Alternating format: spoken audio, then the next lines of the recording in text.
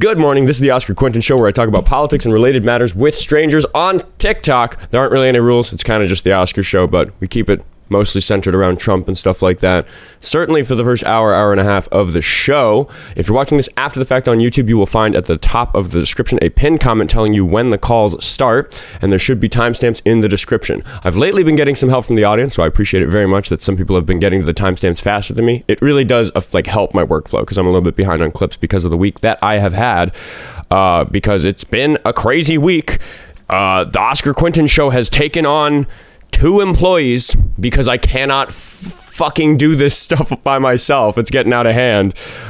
So that being the case, I like to put a teeny tiny little commercial at the beginning and remind people that the show runs on donations, and we're currently donating for 3 instead of donating for 2.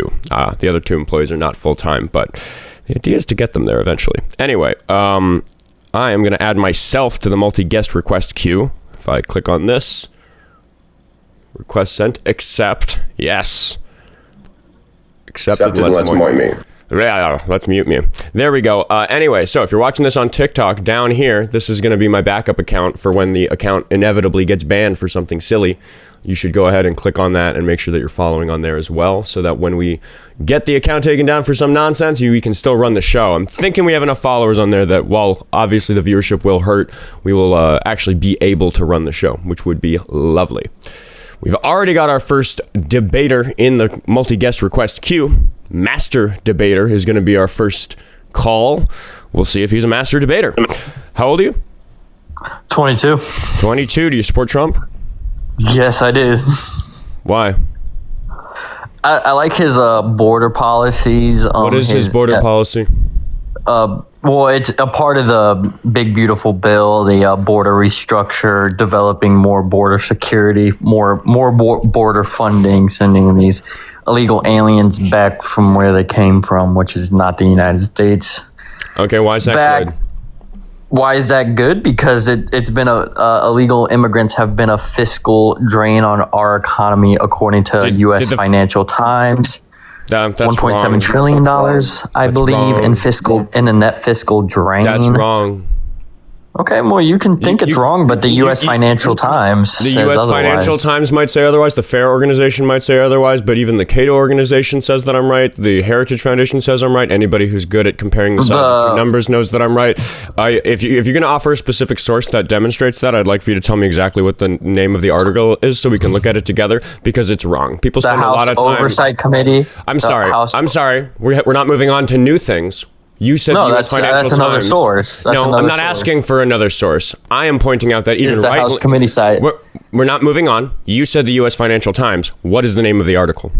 So basically, they have been a net fiscal drain on our economy. That's not how this works. Nope, you're sitting here spewing bullshit, and you're caught. You recognize that it's not going to go well for you if you actually look at this source. So you're pretending as though I didn't just twice in a row specifically ask for the name of that article because you think my attention span's probably short enough that we're going to get away from it, but we're not. Absolutely nothing happens on this show next other than you telling me the name of that article and us looking at it together. So I actually accept that you're teacupped, and I'm going to take a moment to remind everybody that, as I just announced, the show is being run by 3 people, not 2 people, or not 1 person anymore. It was 1 person for a while, and now it's 3 people. So consider that when you go to the link tree in my bio and decide whether or not you want to support the show, because the show runs on contributions from viewers like you. Thank you, everybody, for that. It's pretty wild. So I have multiple sources for you. We're going to talk specifically about the U.S. Financial Times. I'm not interested in anything other than the article name from the U.S. Financial Times. What do I type into Google to find it? Go. Okay, you can look up net fiscal drain on U.S. taxpayer dollars from illegal immigrants. You can just look up that, and you'll see the Manhattan Institute. You'll see the House Committee site. Nope. U.S. Financial Times. What is the name of the article? That is the first source you gave me. What is the name of the article? We are looking at that source. Okay, nothing else. I think that you can admit that was made up bullshit, and we can move on, or you can give me the name of the article. Those are your options. Oh, buddy, it's too early for this shit. No, it isn't, dude. It's 10 o'clock. Wake the fuck up. Be an adult. Drink your coffee. What are you doing, dude? Running a show that lots of people watch and demanding that you stand on what you brought me. 200 people is a lot of people. U.S. Financial Times. Article name. Are you going to admit that was bullshit that you made up? I have 3 other sources for you. I'm not interested in your other sources. I'm interested in the first one you mentioned, which is the U.S. Financial Times. What is the name of the article where they said that illegal immigrants are a net fiscal drain of something on the order of, you said $1.7 trillion over what time period? I don't know. I'd like to look at that source. Do you admit that was made up bullshit, or are you going to give me the article name? Okay, so I forgot the exact article name of the source, but like I said, I have the House. You were teacup. Do you want to go look for it? Side budget. No. You said United States U.S. Financial Times with confidence. We're going to assess whether or not that was bullshit. And what would be really exciting is if it turns out you were wrong and they're not a good source for that claim. I'd hope that you don't go to some other live and then also bring that bullshit up to them. Has somebody else debunked this for you before and you're just trying it again on me? Is that what's going on? I consider that disingenuous and not the behavior of a master debater. Hey everybody. I didn't say hi to the mods. W mods. W Law of the Wild and W Michael Unmuted for coming and having a beer with me last night at my gig. It was really cool to meet some of the friends I've made doing this in person. It's a real trip to have my online life sitting at the same table as my music buddies and comedy buddies have been sitting at drinking beers for years at this point. It was a real collision of worlds last night. So the House budget of U.S. Financial Times. We're not going to move on. Are you admitting that was bullshit? It's not bullshit because it's still a net. So what do I still a net fiscal drain? No. Is it bullshit that they're a good source for that? We are not going to move on from it. Do you have the title of that article, or are you going to admit that it doesn't exist? I mean, I'm going to admit that the fiscal drain does exist because there's been multiple. That's not an answer to what I just said. The Manhattan Institute. I'm better at talking over you than you are at talking over me. I will talk over you until I need to disconnect you if that's what's going to happen. But the only thing that happens... You're going to debunked.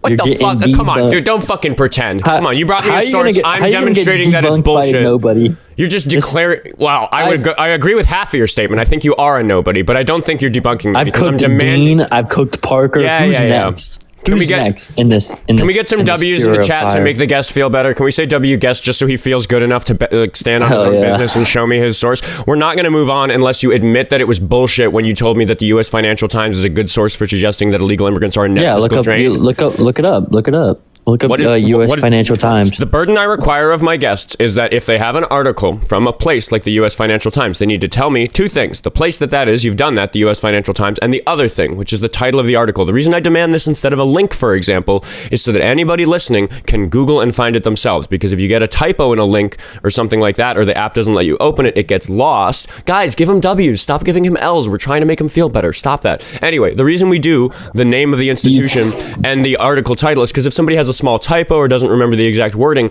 generally Google's still good at finding it, and that makes it easy for people to play along at home, because we're learning here on the Oskar Quentin Show. We're learning that what you brought me is bullshit, and I'd like for everybody to be able to play along at home and see that it's bullshit. So roughly, what is the title of that article? You are not allowed to bring me anything else. You may run if you are terrified of admitting that you're wrong. The budget house says I'm not interested in that. That was the second thing. Do you admit that the first thing that you brought me is bullshit? Then show it to me. What? No. Then what's the article name? Tell it to me. All right, 1 second. Can I pull it up for you, sir? Please. You can tell me the article name. I'm not interested. I'm not going to give you the full screen. I'm not going to have you point your phone at the computer screen like a lot of people like to do. You're going to tell me what website this is hosted on, which I would imagine is usfinancialtimes.com or .org or something like that. That's probably pretty easy to find. Or the name of the article. That's the only information I'm interested in. It's the name of the article. It's going to be at the top of the page, usually in a pretty bold font, bigger than the rest of it. I'd like for you to look at what your source is and read those words to me. If that's difficult, I can help, but let's get that. Let me know when you're looking at the thing that you told me exists. Maybe I can help you find what the title is. Okay, so sorry. I will admit I got the first source wrong. I meant to say Center for Immigration Studies. Actually, this is another source. I can provide to you. I got the wording of it. I thought it was U.S. Financial Times, but I don't think that really exists. So that was bullshit.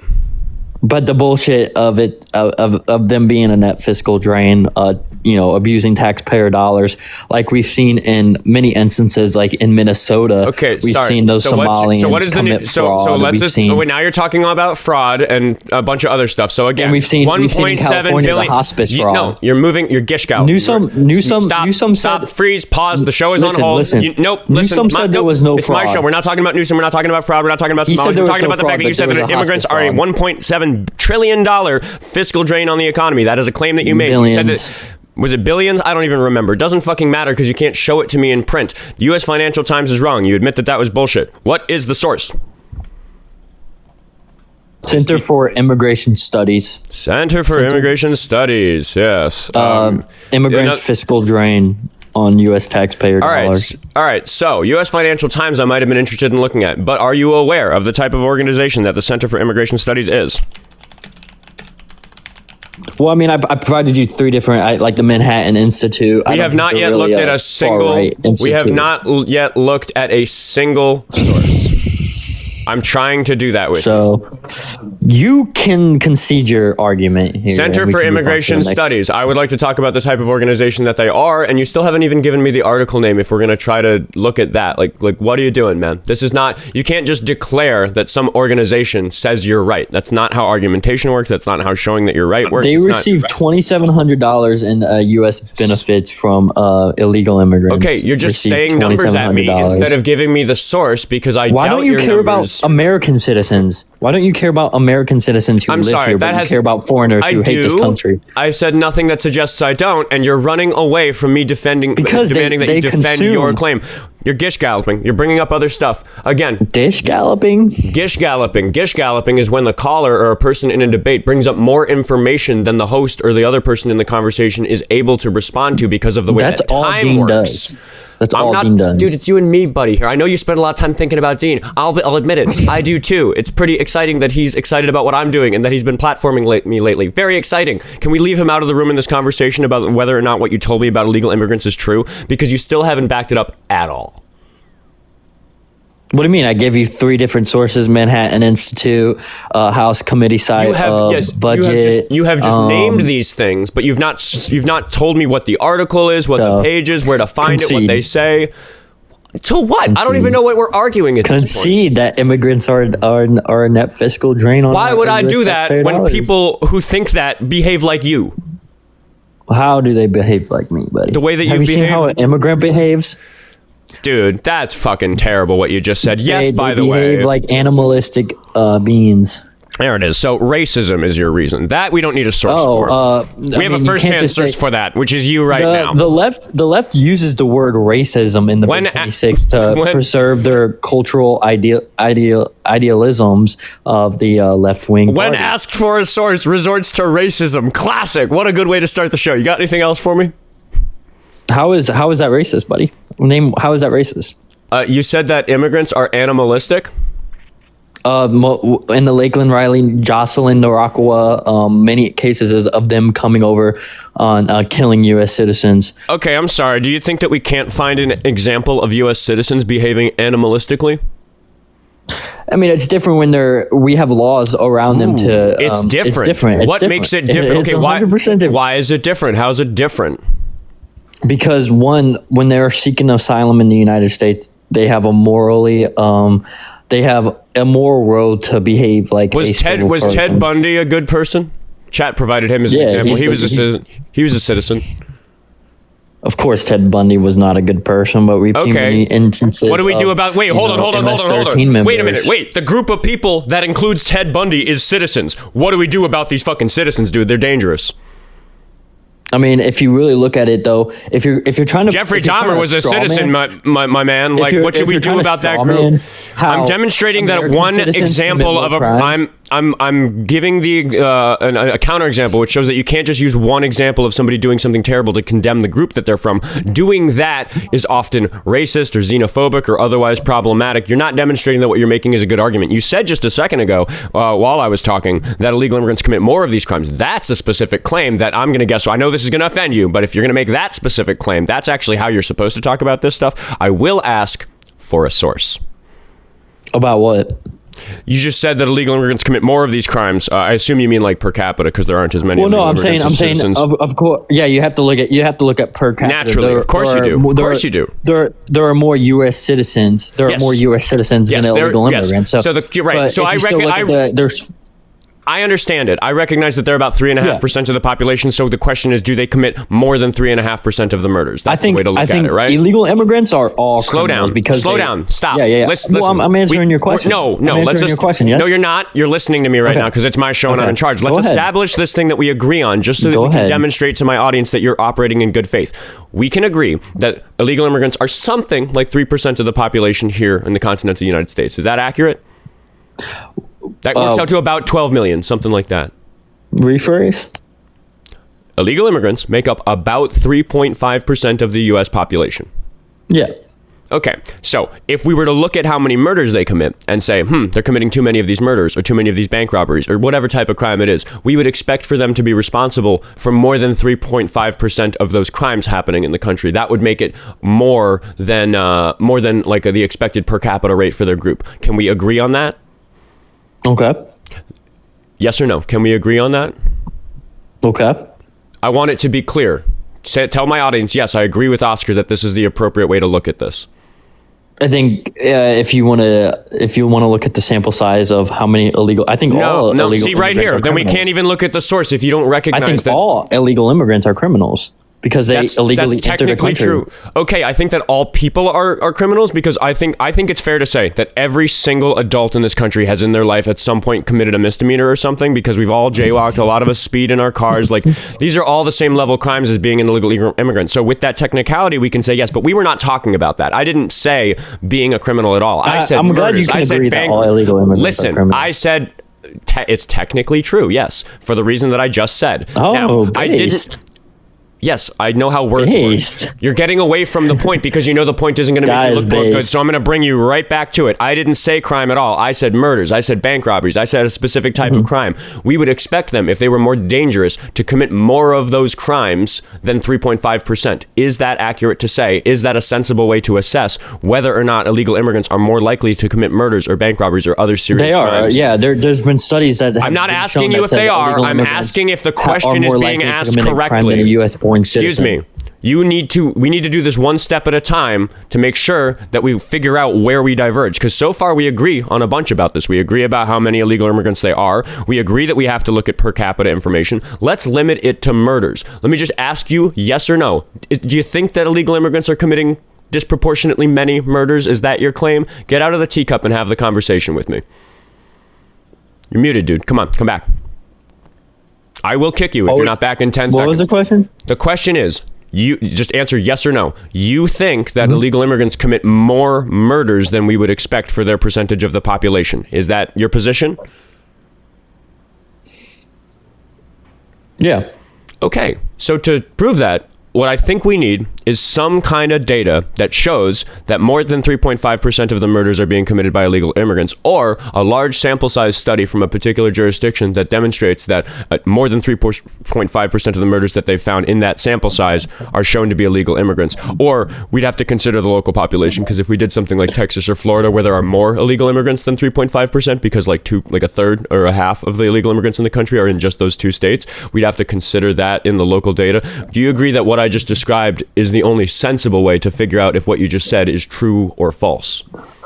Well, I mean, yeah, ICE.gov says 42% illegal immigrants that are housed in a detention center have violent criminal offenses. You're skipping to the source when we just can't even agree about what we're trying to figure out. Why are you doing Well, I'm just saying that's just a sample size of what ICE Immigration has done their studies for, and I think they're a more reputable source than Oskar Quintez. Before we move on to what the source is, we just need to figure out what information we're trying to figure out, and you can't even agree with me about that. Yeah, what's going on? Were you listening? Yeah. Then what did I say? What was I asking you? You were asking me about a sample size. Mm-hmm. What are you drinking? Coffee. Vodka. What is your profile picture? Everybody's upset about it. I don't know, man. It's just from a movie. Everyone's like in their feelings about it. I can't even see it. Have you ever seen American History X? That's Carmelo Anthony. Oh, that's fucked up. How's that fucked up? Sorry, let me mute myself. Just based. Yeah, I was just muting my second account. I just don't. I think that based on everything that I've said to you, I can't imagine it's a good reason that that's your profile picture. What do you mean? It's a yeah. Well, the mods are telling me to kick you. I'm gonna trust them on that. Goodbye. Yeah, you can tell me what it was later. I don't care. We're gonna thank some donors before we move on to the next guest. Is anybody? Let me know in the chat. Was that convincing? Are we convinced that illegal immigrants are dangerous? Did it work? Did it happen? Let's see. Anyway, if you support what I'm doing, you can follow me on the other platforms, including my backup account over here, Oskar Quentin 2. Click on that and follow that so we can watch the show or do the show if this account gets banned. Go to my Linktree, follow me on the other platforms, watch the VODs when I'm not live on YouTube, listen to me as a podcast. Working on the audio-only version. I got to get one of my employees working on that. Jesse! You're going to have to go through like 70 episodes and make them all audio only. I'm so sorry, Jesse. It's going to be such a chore, but I will pay you for doing it. So anyway, what do we need to look at on my phone? Sorry. I'm so confused by that guy. That guy was a fire hose of trying to get away from the question. It was kind of taxing. But I do have some YouTube super chats to answer. So if I sort by fan funding, there we go. Ryan, for $10 on YouTube Super Chat, said, awesome to see your show growing. You're obviously killing it. Watch you every morning when I work out, and it's been so entertaining. Thanks for the knowledge and entertainment. Thank you so much, Ryan. W's in the chat for Ryan. And get your pump on. Anyway, Pat in the chat for $5 on YouTube Super Chat says, W for the caller. Why? W dash why does the caller think they're smarter than they actually are? New subscriber here. Minneapolis rocks. Love that town. W's in the chat for Pat as well. Sabi says, what up, Oscar? What's up? I'm old enough to hear. Every time I see what up written, that's what I want to think.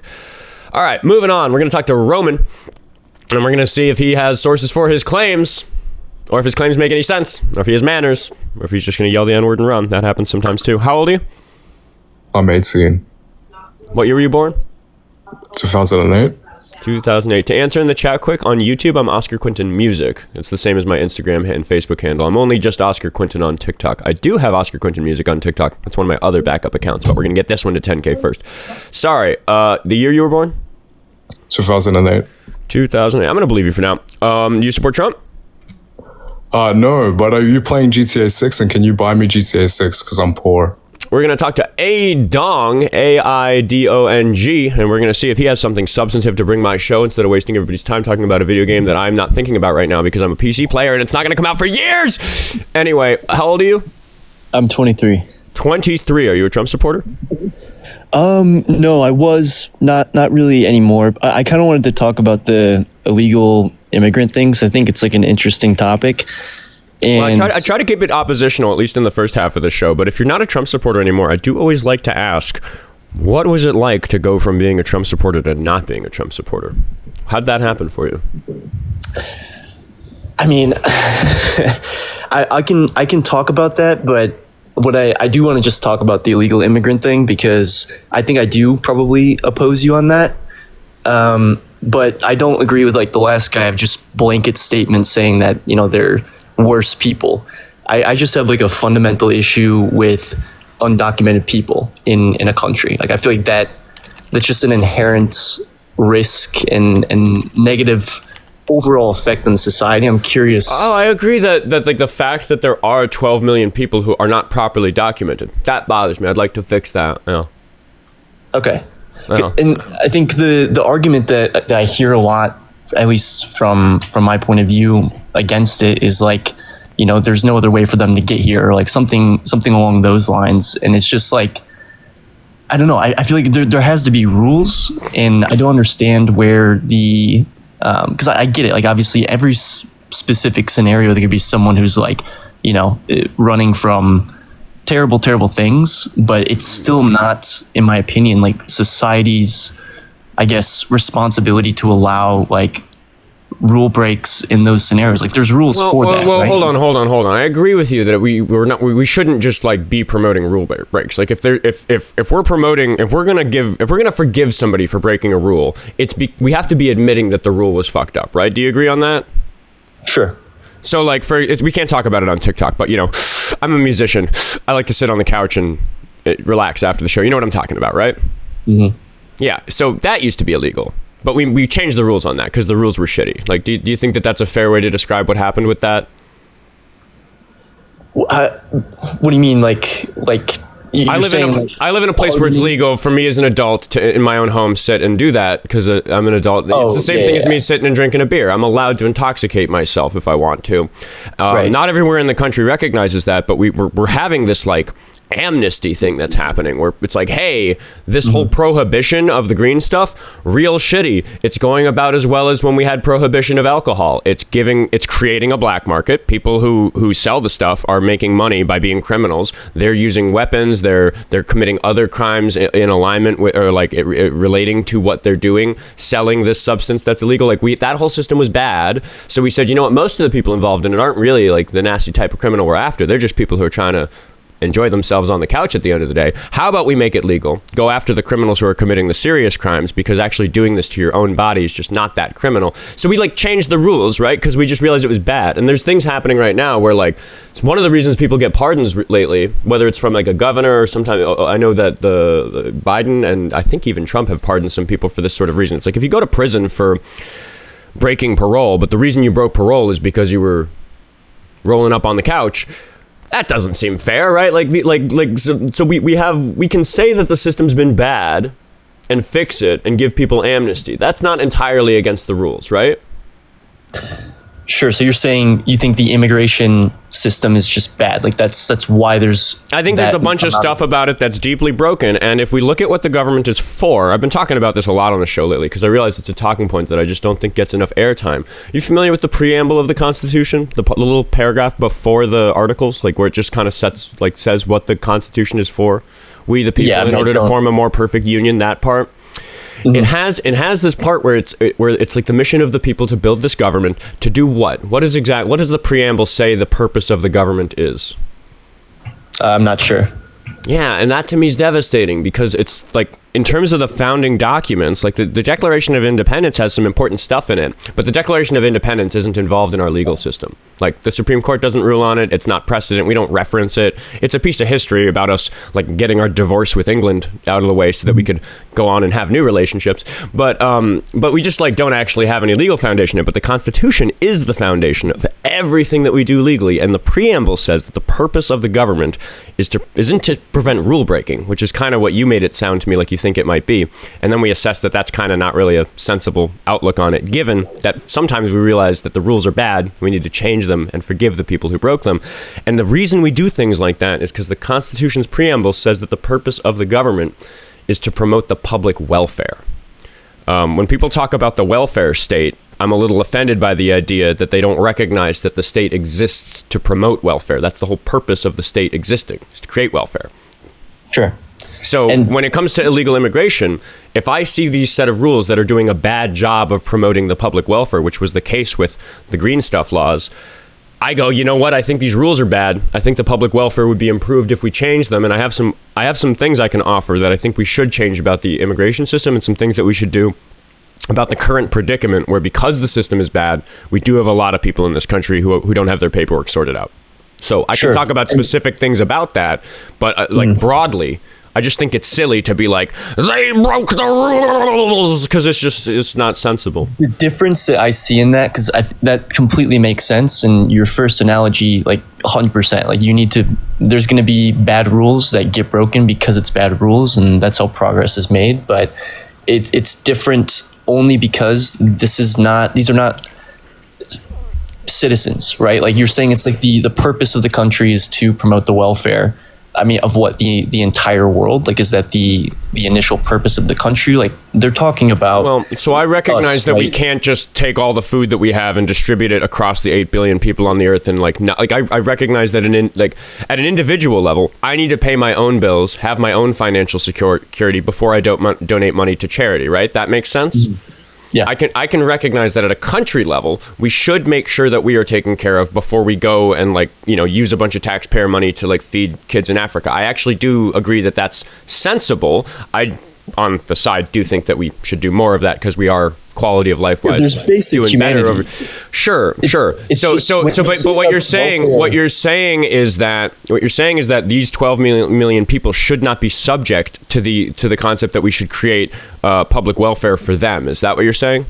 What I'm saying is them breaking the rule because it's bad, it's not the exact same as someone in the U.S. breaking a rule for U.S. citizens because it's bad. Again, if we're going to just talk foundationally about what the country is for, in addition to the fact that it exists to promote the public welfare, which I think the soft argument that's being made here is that it's the public welfare for the people who are here, that's just silly in consideration of the fact, especially if we look around about the time the preamble of the Constitution was written, which was 1787, and then ratified 2 years later in 1789. Fact check me in the chat if I got the dates wrong, but it's 10 to 15 years after the Revolutionary Wars when all this happened, because for about 13 years we ran the country without the current Constitution, and it didn't work very well, so we updated it. We have this whole thing about promoting the public welfare, and at that time in the late 1700s, almost everybody was an immigrant. People, very few people had been here for all that long. The whole country's built by immigrants. The only people who weren't immigrants definitely not against immigration, but at the time that we wrote these rules was a time where everybody's family, whether it's their parents or their grandparents, everybody was a first, second, or third generation immigrant except for the Native Americans. So all of that public welfare was this project to develop that system of public welfare and give it to people who came here, which is why when France gifted us the Statue of Liberty in the 1800s, we put that poem on the foot of it, which was written by an American author. I forget the exact wording. I should get it memorized and be able to do it like a theater kid. But maybe I'll spend some time memorizing that off show. But it's the one about bringing us your tired, weary, huddled masses, right? Give us that beautiful specter of freedom, that beautiful American dream. If you look at American history, if you look at what the founding fathers wanted, if you look at the reason why the Constitution was written, it's to help people like the illegal immigrant, especially in consideration of the fact that if we look at the people who are on the other side of it, immigrant, though. You know what I mean? The immigrant. They want to help people come to the U.S. to find a better life and have a better life. Why is that asterisk so important to you? I guess I'm not sure what we disagree on in the initial point, because you initially said you also you don't want people completely invisible, right? A ghost population. And, because it's easy for people here's one very specific example of the reason why I think it is indeed very problematic to have undocumented people. They're not allowed to get driver's licenses in the vast majority of places in this country, but they still need to work because this is a car-centric country, so they drive cars illegally. They are motivated to do that because they'd rather break our road laws than not be able to feed their families. That's a shitty predicament for a person to be in, and that problem of people not maybe having read the driver's manual, not properly having taken the test, not properly having the documentation necessary to just keep track of a speeding ticket instead of towing their car and locking them up for breaking the bigger rule of driving without a license.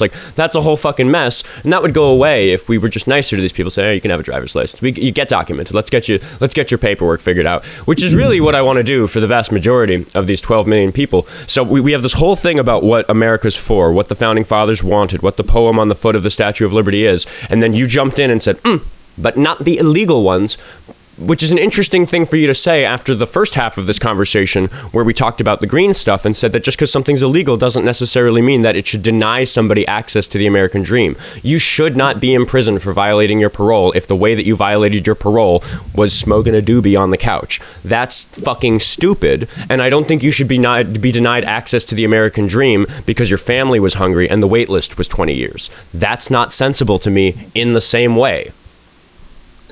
I get it, because it's appealing to the humanity of it. It's definitely sucks, but there needs to be a process before they come in. No, I'm going to stop you right there. If appealing to humanity is a snag for your argument, you need to reconsider your values.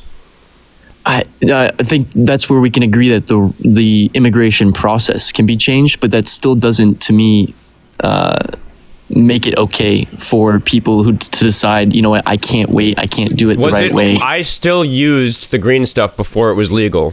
In your book, not the book of laws, because it wasn't okay in the book of laws. What is okay in your book of ethics, of morals? Was I still a good person when I was doing that before it was legal? Because I did do it before it was legal. It became legal while I lived here in Minnesota.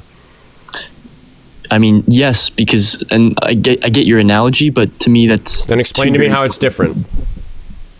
Because I am not in danger if you are smoking weed. If am I allowed to say that? But shit. My bad.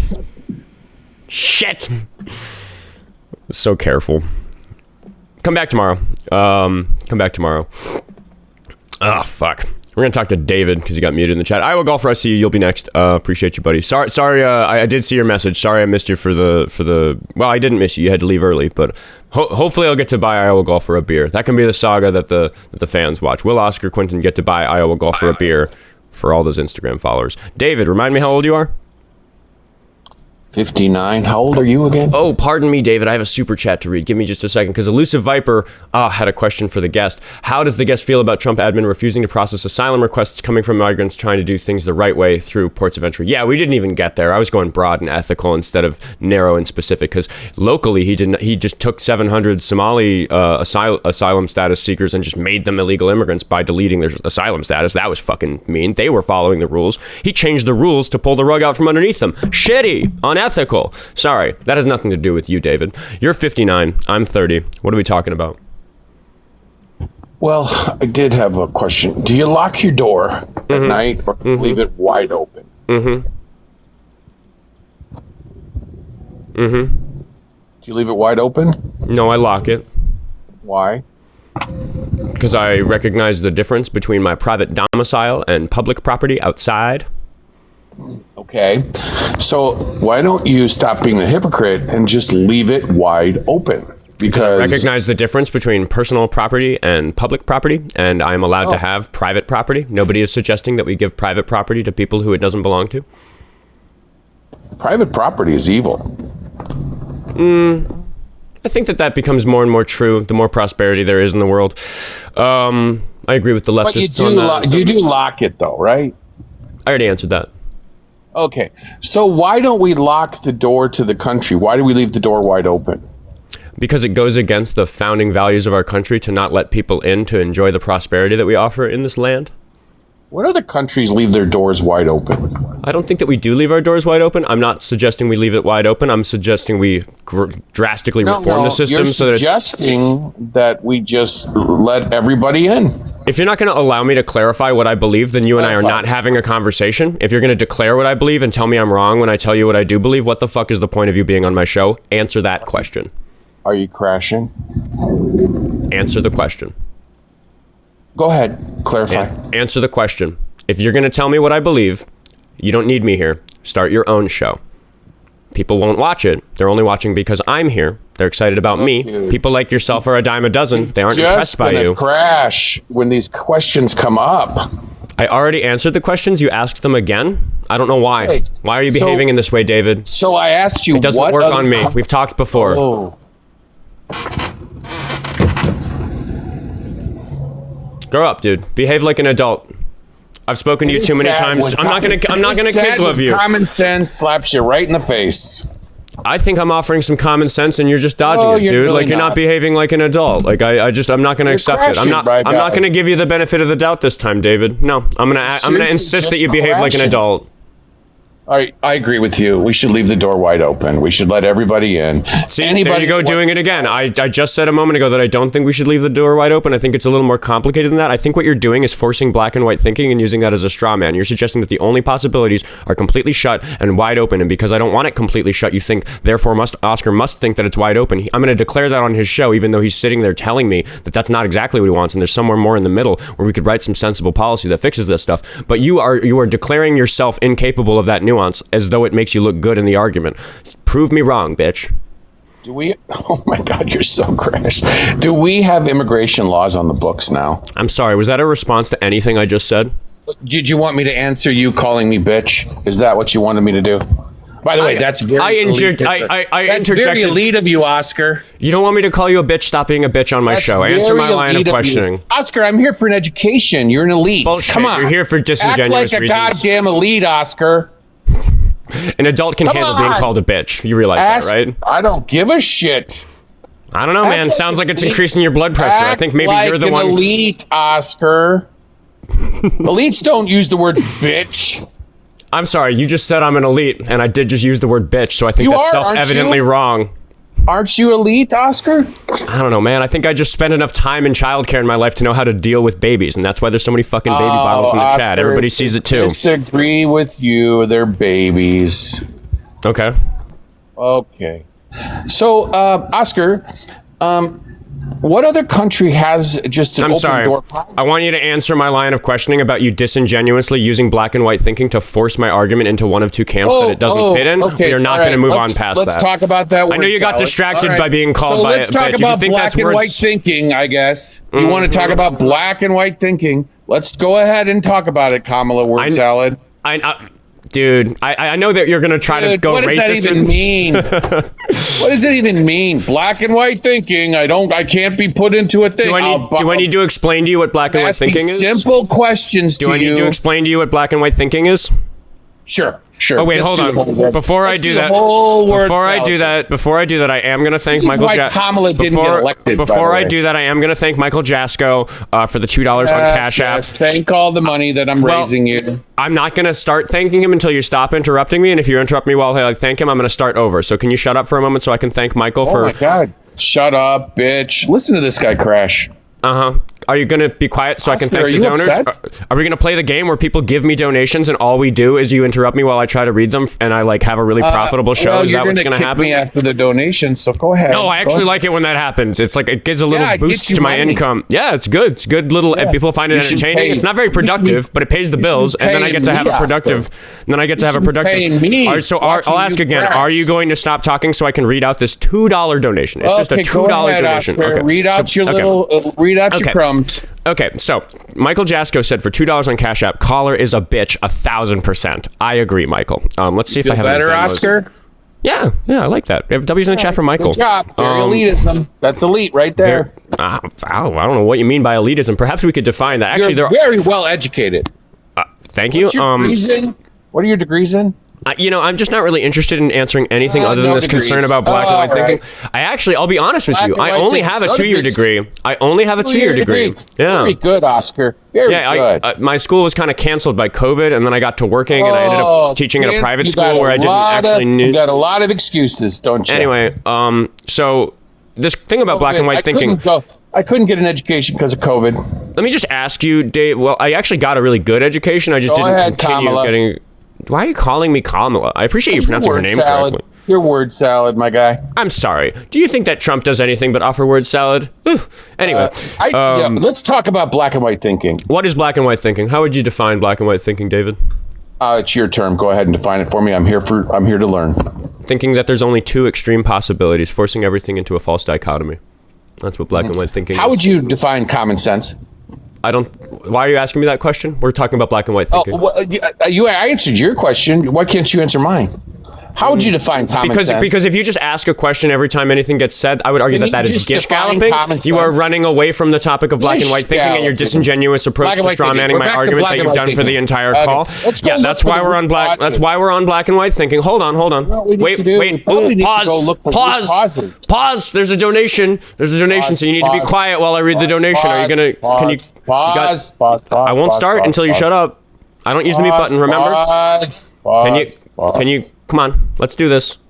Pause. People will just send me money. There's more coming in. Pause. They're going to stack up, and I'm not going to be able to get through them. Keep me up here for a long time. We'll see. Maybe it'll make the show really profitable. But I really want to actually get lunch money out of me. I really want that one guy with a really long name to get his donation read. So can you? I'm going to kick you if you're going to play this game, dude. If that's what you're going to do, like I'm just not like if you're going to be so disruptive that the bit doesn't even work, I am just going to kick you and move on. The queue's full. It's a bit. This is a call with you. You're doing a bit. Absolutely. Taking a call from you is a bit. I know when I see your name in the queue, it's not going to be productive. No, I don't. I believe what I'm saying. I think talking to you is a bit, though. More straw manning, dude. I don't care. Are we going to read the donations or are you going to get kicked? Go ahead. Read them, buddy. Read them. Here's some more money to keep Charlie quiet. Oscar. Thank you, that one guy with a really long name. And there's another one, so stay quiet. Stay quiet. He Northern Cobra Chicken says for $2 Canadian, kick, doesn't know what words he means uses. I agree, but $2 is not enough to kick the guest. Maybe the chat will tell us that you want him gone. Chronos sent me... Hold on, there's another one came in, because Chronos said pause. You sound like the birds from Finding Nemo. Mine? Pause. Pause. Hold on, we got more. People are sending me money on Venmo. There's 3 to read on here. Holy shit. Will sent me. Shit is right. David, you gotta shut up. I'm reading the donations. Will you should be thanking me right now. I'm thanking the donors, not you. Your money train ends. Yeah, we'll see. I don't know about that, man. Yeah, it does, bro. I can't read the donations if you're talking. I can leave right now, and the spigot shut the fuck off. I don't believe you, but can I read the donation? Pause. I'm just gonna kick David. This isn't worth my time. I think David's getting banned. Let me know in the chat if you want David banned. It's fun for like 10 minutes at a time, but it just isn't really worth it. Anyway, people ask me why I still platform, and here I'll say this. I want to say this to everybody. The reason I still platform people who a lot of people don't platform is because I genuinely believe that part of the equation for whether or not it is okay to platform somebody is how skilled you are at handling them. And I will be the pompous asshole on the internet telling you that I genuinely believe I am skilled enough at talking to somebody like David to platform him. I think he looks bad when he's talking to me, but his shit works on a lot of people, which is why a lot of people consider it inadvisable to platform him. I think about banning him just because it's not good for the show. I'm not afraid of the guy. Will said, dealing with David the bitch deserves some money. It's fun to mute this bitch in the chat. Calling him I thought, you know what? I'm just gonna call him a bitch and see if that like really rubs him the wrong way. It sure fucking did. Oh my god, all the fucking donations are coming in. A different David. Let's see if he's gonna protect his name. For $5 on Venmo, he said David must be a mutt bitch with how badly he's... Oh, Venmo, I gotta refresh the thing. Venmo, fix your UI. I have to reopen everything twice. He's running from these questions. Yeah. I don't know. He was kind of sauntering away from the questions. David doesn't... I can't picture David running. When I picture him, he doesn't look like a person who's very good at running. Nicholas sent me $5 on Venmo to say, this guy needs some cheese to go with his wine. And there's a wine emoji and a baby bottle. Thank you very much. Thank you very much, Nicholas. Callie sent me $3 on Venmo. Is there a message? Oh gosh, I wish the Venmo app was faster. I need to get this on the computer. I thought the 8-month-old puppy I got from the shelter 2 days ago had the worst manners, but no, it's this guy. Puppies have bad manners. You guys should have seen Noodle when she was a puppy. She was a fucking rocket with teeth. Gene sent me $12 on Venmo to say, hey, word salad McDipshit caller, did your folks teach you to talk to people this way, or did you break the cycle of decency in your family? Fucking burn from Gene. W's in the chat for Gene. Jennifer sent me $35. Sorry for everybody just listening to me read the fucking donations, but so many donations came in while David was being a bitch. I just got to read them all out. Jennifer sent me $35 on Venmo just to say this guy is stupid as fuck. I agree that he is stupid as fuck. I think we demonstrated that to people. Dominique sent me $10 on Venmo to say this man has no idea where the this guy has no idea where the I don't think I can say the word. I don't think I can say that on TikTok. Let's just say that David doesn't probably understand female anatomy is what the meat of that message was. Ethan, Palantir Hater, I believe that's Palantir Hater on TikTok. He said, in honor of my dead father, David. Thank you for the $5, Ethan. Sorry about your father. Amy sent me $10 on Venmo to say, what? She says, love what you do and your perspective. I'm a 41-year-old blue-collar progressive stuck around MAGA. I feel the pain daily. Keep it up and fuck David, that bitch. I think we have a new meme, which is that the community needs to make sure that wherever David goes, he is called a bitch. Because I think he very thoroughly demonstrated on episode 68 of the Oskar Quentin show that he is in fact a bitch. Because you can tell if somebody's a bitch by how they respond to being called a bitch. By the way, I would like to point out that in my vocabulary, the word bitch has nothing to do with gender. You get called a bitch if you are being a bitch, and David was being a bitch. I accept the colloquial meaning of that word, which just is a negative insult for somebody who can't handle their emotions or, like behave decently. Anyway, it's just so offensive to him. I think we should keep saying it. And it's just like it's a description of his debate performance that kind of matches his debate performance. Or it's like if you want a description that was like decent, maybe behave decently on the show, and then we wouldn't have to use words like bitch in describing your performance. But if that bothers him, I think we should keep saying it. Oh my god, and all the YouTube super chats. I hope I don't lose the viewership just sitting here fucking reading donations, but my god, holy shit. Another $2 for that one guy with a really long name. $2 to just say another one. $2 from Beauty Blue Blossom to say thanks for starting a conversation, which we need. Cordova Labs sent me $2 to say post David donation to anger that bitch. Genuinely wanted to hear your border policy updates from Little P2 for $2. Thank you. We will get to them. They get discussed on the show pretty frequently. Hold on. Can I select stream? I don't have, there we go. I couldn't see the viewers. 200 people viewing on YouTube. Hey guys, if you're watching on YouTube, hop out the stream and like it. That really helps. The YouTube stream is being very, very healthy lately, and that's very, very exciting for me. All right, that's the ad read. If David's still in the chat, mods unmute him, because I bet he's upset, and we could unmute him for a couple minutes just to let him try to defend himself in the chat. I think that'd be fun for everybody. But you guys just heard the ad reads, so you know that the show is funded by donations from viewers like you. So the link tree is in the bio if you want to support me for free by following me on the other platforms. You can follow Oskar Quentin too, the backup account down here on TikTok. Go ahead and click that so that we can do the show if this account gets banned. And if you have some money, Venmo, Cash App, Buy Me a Coffee, and Patreon are the means that people can use to support the show directly. Pays my bills. Pays for my employees. I just hired I made enough money to pay for myself, and then I immediately took the money above that I was making to hire 2 people to run the show for me. Very soon, the plan is to get me streaming longer than 2 hours a day. That's that and some other stuff like the 7 p.m. Central Time show we do on Sunday evening, the Sunday evening show, where I'm having an actual politician as a guest this weekend instead of a joke politician like we did last week, and then the members only stream that happens after that for anybody who's subscribed for $5 a month anywhere on TikTok, Facebook, Instagram, or YouTube. You get a members only chat where I actually can keep up with the chat and talk to you guys. So that's fun to do. I also, we did the first one and I wasn't sober by the end of it. And that was lots of fun. So if you're into all that stuff, here's the big long commercial. Thank you, David, for being such a bitch that I gave the longest commercial for myself that I've given in quite a while. But we're losing the viewership. So let's talk to WQZRYK, and we're going to see if this caller can handle themselves. Hello, how old are you? Hey, I just wanted to say I appreciate what you do. I love what you say, and you're great, man. Keep up the great work. I'm not old enough to be in here. I just wanted to tell you I appreciate you. Now I got to click the button. I was hoping he would call David a bitch, but maybe he shouldn't because you're underage. Watch your language, young man. So thank you. Misbehavioral. Fucking Kenzie is here. God damn it. Are we doing this? I don't know, man. I got to talk to Kenzie about something. Kenzie, this is Kenzie, right?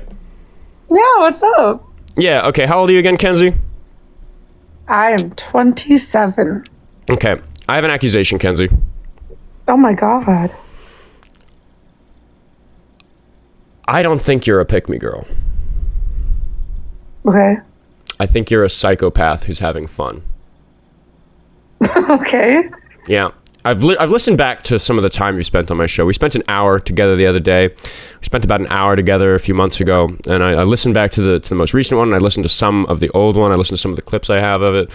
And last time you were on, I was accusing you of being deeply, deeply unprincipled because you found me entertaining or whatever it was you said I was. You were kind of glazing me, and I said that given what we know about each other, given what we know about our differing political perspectives, you should think I'm a monster because I spend my life promoting the murder of infants is what you think abortions are. So hundreds of thousands of murders a year I'm supporting. And the fact that you have anything nice to say to me at all, the fact that you're cordial at all, the fact that you generally have a positive opinion of me demonstrates that you are allowing a person's character to override their values, which is what you've done with Donald Trump, because his character is something that you find entertaining and interesting for some reason, even though he goes so directly against your own values, which we have covered thoroughly on this show. I've gotten you even to admit it.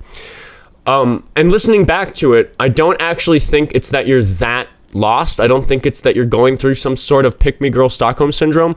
I think you're so inconsistent on these things because you don't actually believe them. It is my assessment of just your performance on this that you're not being honest. I think that you're, well, I just mean, how well you've done on the calls, like how well you've done advocating for yourself. It is my accusation that you are not convicted about any of this. You just like going around on debate lives and getting attention in that way. Oh, I'm sorry, IowaGolfer. I should have brought you up before Kenzie. My bad. But yes, that's what I think about you, Kenzie.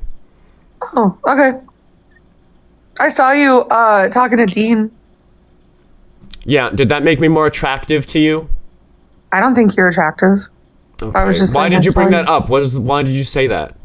because I like watching Dean Withers. I just accused you of being a psychopath, and because you like me, even though I'm a piece of shit, according to you. And your answer was that I like you, like I want to date you or something. I am not attracted to you. I gave you a compliment. If you can't handle a compliment from somebody, and then you're blowing it out of proportion, like, oh, Kenzie, she's just like upset.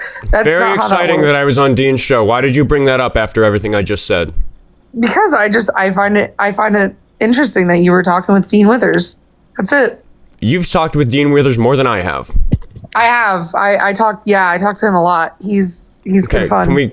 Why are we talking about Dean? I just levied a grievously horrible accusation about your character. God forbid that I mentioned that I saw you talk to Dean Withers. Never mind. It's just not relevant to my accusations about your... I know it's not relevant. I was just saying I saw you, but damn, okay, I guess I won't. I'll never talk about Dean Withers on here ever again. Jesus. I just want you to answer what I just said to you. I just levied a really serious accusation about your character, and you're not responding to it. I think if the accusation, when people say things, I think that if a person, always have to respond like that. I think that a person about whom what I just said wasn't true, if that was the case for them, they'd want to defend themselves on it. The fact that you breezed right past it suggests to me that I hit the nail on the head, and you're not even interested in trying. You can say that if you want. It doesn't mean it's true. You can say literally whatever you want about me. It's not going to upset my spirit or my soul. You can say I'm a psychopath. It should, though. That's your opinion. It should upset your spirit and your soul, and the fact that it doesn't is evidence that my accusation is accurate. Okay. You can believe whatever you want. If I defend myself, you'll probably still believe it. If I don't defend myself, you will confirm it. So it's like, what's the point? I don't know. You could try to convince some of the people watching. Why do you care what I think? Oh, I don't care about what people think about me. I don't. Why do you call into these shows? To talk about Donald Trump, to talk about politics, to talk about people that talk about politics, like to be on topic and to talk about things. You're just like attacking my character. No, but I've spent hours doing that with you, and what we've discovered. Don't interrupt me. You insulted me when I first. Exactly. The first thing that you said when I came up here was you attacked my character. Okay, we can get into the root of that if you want. I don't care. That's all I want to do. Because we've discussed politics, we discussed Trump, just want to talk about and you're so character. Amazingly inconsistent that it is not worth anybody's time having a conversation with you about politics because you are unconvicted. I'm capable of changing my mind. For example, I used to be an abortion abolitionist. I believed that not only should we federally ban abortion, keep moving on to these policy issues instead of addressing my accusation. I have a very specific accusation about why I think you do this. I know. Why I think you call into these lives. Get there. Because these conversations can help change the minds not only of the people that are on the calls, but also the people that are watching and listening. And I've been able to change my mind several times about things that's ostensibly the reason anybody does this. I'm saying you're not one of those people. I'm saying that you are a disingenuous psychopath who's doing this for fun. I'm not doing this for fun. That is what I believe with my heart. But it's not just for fun. It's also because I like to talk to people that I disagree with. On a variety of different topics. And if you're not capable of understanding that and you make money off this, like if anything, you're the one that's the psychopath. You berate people that come up to talk to you. If I was a psychopath, I'd be on the right. If I was a psychopath, I'd be on money off of it. If I was a psychopath, I'd be on the right. It's more profitable. See, like I'm the one that's not. In fact, I get like so many hate messages and you get donations. So who's the psychopath? Excuse me, you accused me of being a psychopath. I am offended by your accusation and I'm trying to defend myself. Do you recognize that if I was a cold psychopath who only wanted to make money, I'm in the wrong line of work? I should be on the right? In the right? How would you would actually make way less money if you were on the right and you were doing these things. No, streamers of comparable viewership on the right. To Oskar on the right, or an equivalent to Parker on the right, or an equivalent. I got a harassment and bullying flag, but I'm going to eat it because I deserved it, because I absolutely am bullying you, Kenzie. Because I think you're a dangerous psychopath, which is why I think it's okay to bully you. So I said that you're basically. And I didn't report you. That's fine. It's the TikTok gods, right? I don't care. Like, I'm not just saying that to anybody in the comments. I did not report you. We love the TikTok shop. It's fine. I'm not accusing. I'm just announcing. If I was upset, like I wouldn't be here. That the show is flagged for 10 minutes. That's fine. I'm just announcing to the show, to everybody watching, that we are restricted for 10 minutes. I'm going to take it on the chin. We're not going to restart. It's fine. Yeah, you gave me an accusation. I said, no, my behavior doesn't make sense based on your accusation, because if I was solely in this for the money, there are lots of things I would do very, very, very differently. I probably wouldn't have announced to my audience that my needs were being met by the show. I would probably pretend that I was still underwater financially. That would make me more money. People would feel bad for me. They'd go, oh my God, Oscar's still struggling. Let's send him more Venmos. It is a good point. And I bring up good points when people accuse me of being a psychopath. I accused you of being a psychopath. You haven't brought me any good points. Do you have any good points that suggest to me that you're not a psychopath? Because everything Define psychopath. Somebody who doesn't care about the suffering of others. Oh, that's absolutely unequivocally untrue. I care deeply about the lives of other people. Yeah, I just don't think that's why I'm a teacher. I think we've demonstrated that that's like, not... you think I'm a psychopath on the internet, yet you know what I do for a living is good. I think that people... And I don't talk about politics with my kindergartners. Hold on. I told you that I wouldn't be on the left and doing this the way that I'm doing it if I was a financially driven psychopath, and you said that it was a good point. Then your counter argument is that you wouldn't be a teacher if you were a psychopath, and I think that that's wrong. I think lots of people are teachers when they're psychopaths because it gives them a position of power over people who are weaker and less intelligent than them, and that's a very dangerous thing for a psychopath to have. Or you're dedicating your life to helping other people, and you're fostering the growth and development of people that are younger than you, that are in a community. I'll remind you that No, stop it. Stop. I work in a community of children that are underprivileged. A lot of them don't even fucking speak English, and they're underprivileged. They don't have money. It's a high crime area. I've had 7 students registered homeless last year. So the last thing you're going to do is tell me that... Why are you bragging about the misfortune of your students? I'm not bragging about the misfortune of my students. I'm explaining to you that I don't just walk around and believe that I deserve to have a position of power over students because I'm a psychopath. That's not what I said. You're projecting. You mischaracterized my position on you in such a way that it demonstrates to me that you think that my position is right, because you're projecting additional details that I didn't say. You know what?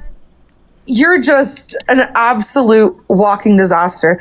It's sad to me. And that was so true that you had to divert away from it with an ad hominem. Like, it's that you believe that calling me a psychopath and me not fully defending it means that I agree with you in some way, or that by me not denying it, that confirms it, and that you can apply that to everything that I believe. Yet, if you believe that I was a psychopath and had no value to these conversations, why in dick's fuck am I up here? Why haven't you blocked me? Why haven't you dropped me? Why haven't you said to your new best friend Dean not to add me up on his panel? Like, I'm confused. Jealous of my friendship with Dean. It's so cute.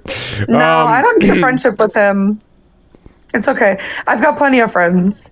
Okay, then I don't know why you're saying any of the things that you're saying.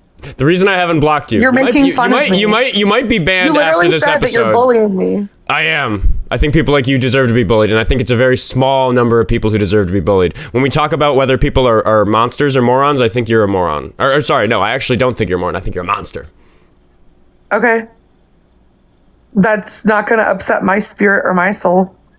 Okay. You keep saying that like coldly as this armor, but like you can't give me a good reason that demonstrates that it's not the case. And you spent so much time demonstrating your inconsistency in conversations with people like me and Dean that I think the only value in platforming you is... I'm capable of changing my mind. I think the only value in platforming you is yeah, that's okay. I'm not saying you're inconsistent because you've changed your mind. God forbid from these conversations. I'm saying that your current beliefs are inconsistent. Inconsistency somehow means that changing your mind means that you're inconsistent. You're mischaracterizing my perspective. I have changed my mind on issues. You're mischaracterizing me. I'm not saying that you're inconsistent because you changed your mind. Do you recognize that? What? I am not. The reason that I say that you're inconsistent is not that you've changed your mind. I'm okay with the fact that you've changed your mind. I don't think that changing your mind creates inconsistency. You don't believe that I have changed my mind. And you don't believe we haven't talked about you changing your mind. I just believe you when you say you changed your mind on stuff. You won't even it's not relevant. It's not why I think you're inconsistent. And you think that I think that you're hot and like want to date you or something. That's very much I never said that you thought I was hot. You said that just now. I don't think that you're hot, and I don't want to date you. Okay. Keep saying that for some reason. It's not what we're talking about. That is exactly what we're talking about. And then you're like using me as a way to like platform yourself even higher and like bully. Like you literally said that you're bullying me right now. Like, what? Doesn't it make you a monster for bullying somebody? Of the 7 topics that have come up in the last 30 seconds, just fucking pick one, Kenzie. What are we talking about? We're talking about you literally admitting that you like making fun of me and you're bullying me. Again, I didn't say I like it. I just said that I'm okay doing it.